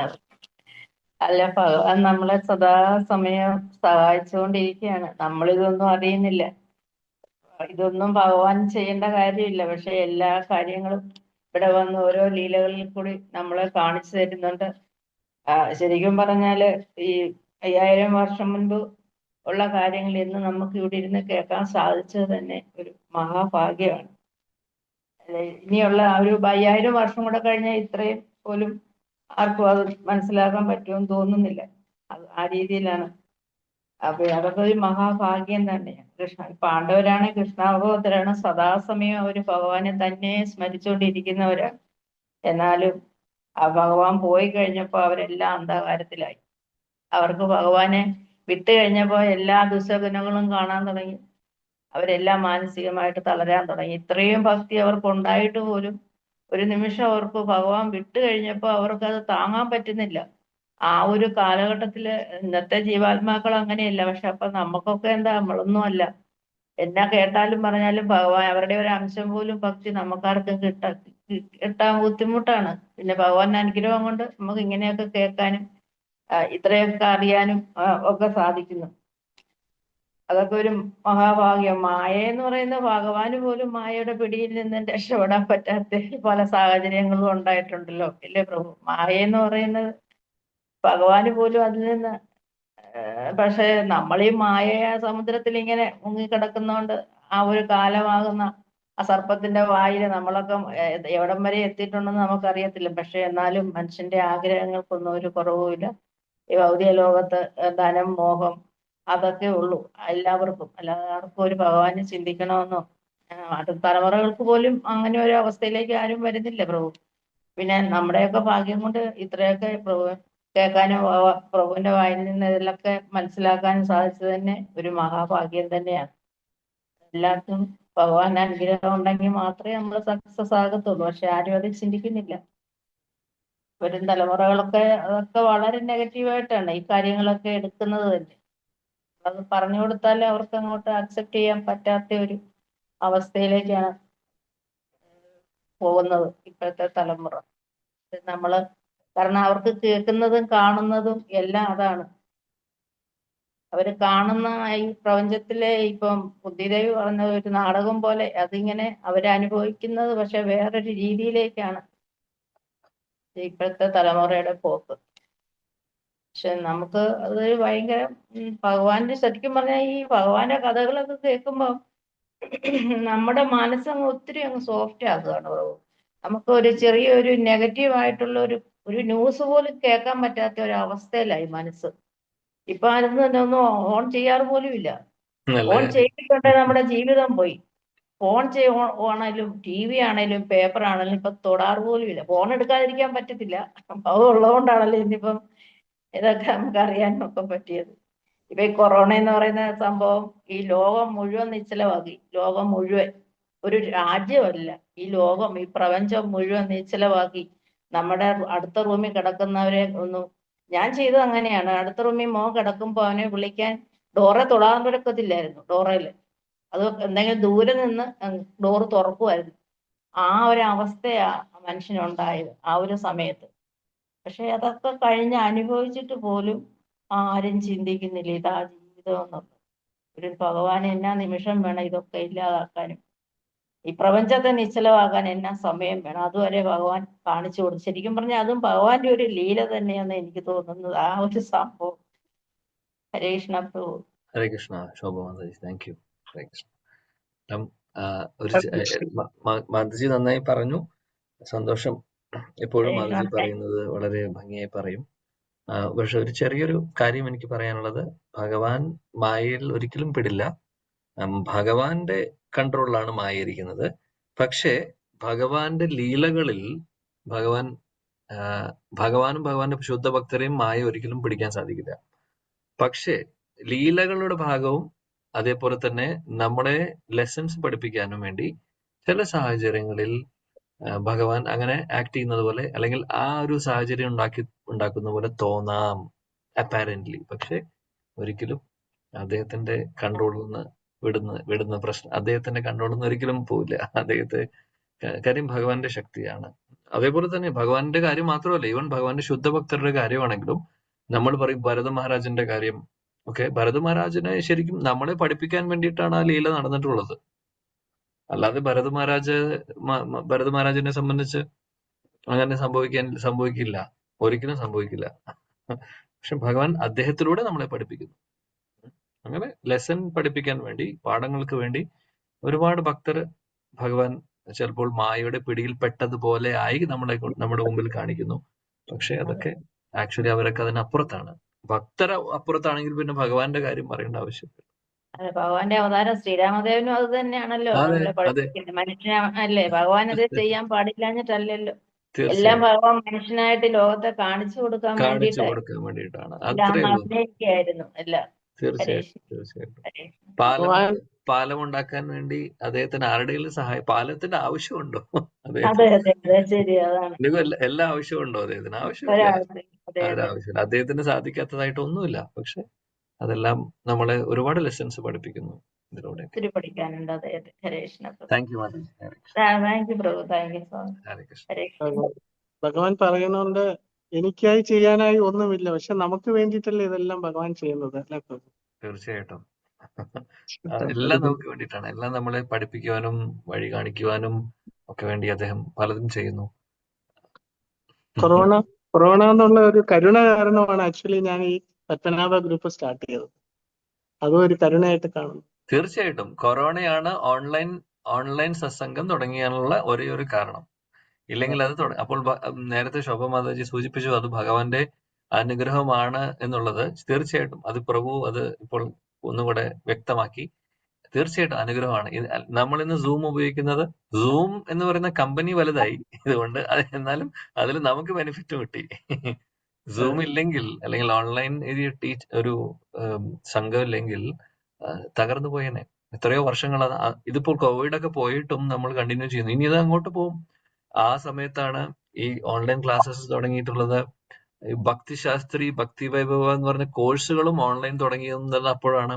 അതിനു മുമ്പ് എല്ലാം ഫിസിക്കൽ ആയിരുന്നു ക്ലാസ്സസ് ഒക്കെ, അല്ലെ? ഇപ്പോൾ ഒരുപാട് ഓപ്ഷൻസ് വന്നു. അതുകൊണ്ട് ഇപ്പോൾ കോവിഡ്, പ്രഭു പറഞ്ഞ പോലെ കൊറോണ കരുണ തന്നെയാണ് ഭഗവാന്റെ, സംശയമില്ല. കുറെ പ്രശ്നങ്ങളുണ്ടായി എക്സ്റ്റേണലി, പക്ഷെ എന്നാലും അതില് അതാണ് ഭഗവാൻ ചെയ്യുന്ന, അതായത് സംഭവിക്കുന്ന കാര്യങ്ങളിൽ പോസിറ്റീവ് വശവും നെഗറ്റീവ് വശവും ഉണ്ടാവും എപ്പോഴും.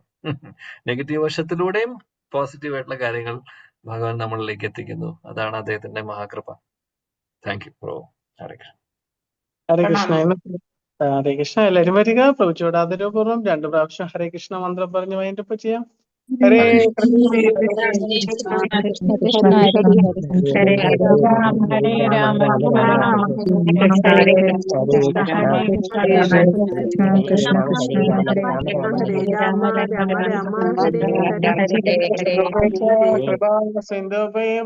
പതിദാനേഭ്യോ വൈഷ്ണവേഭ്യോ നമോ നമഃ.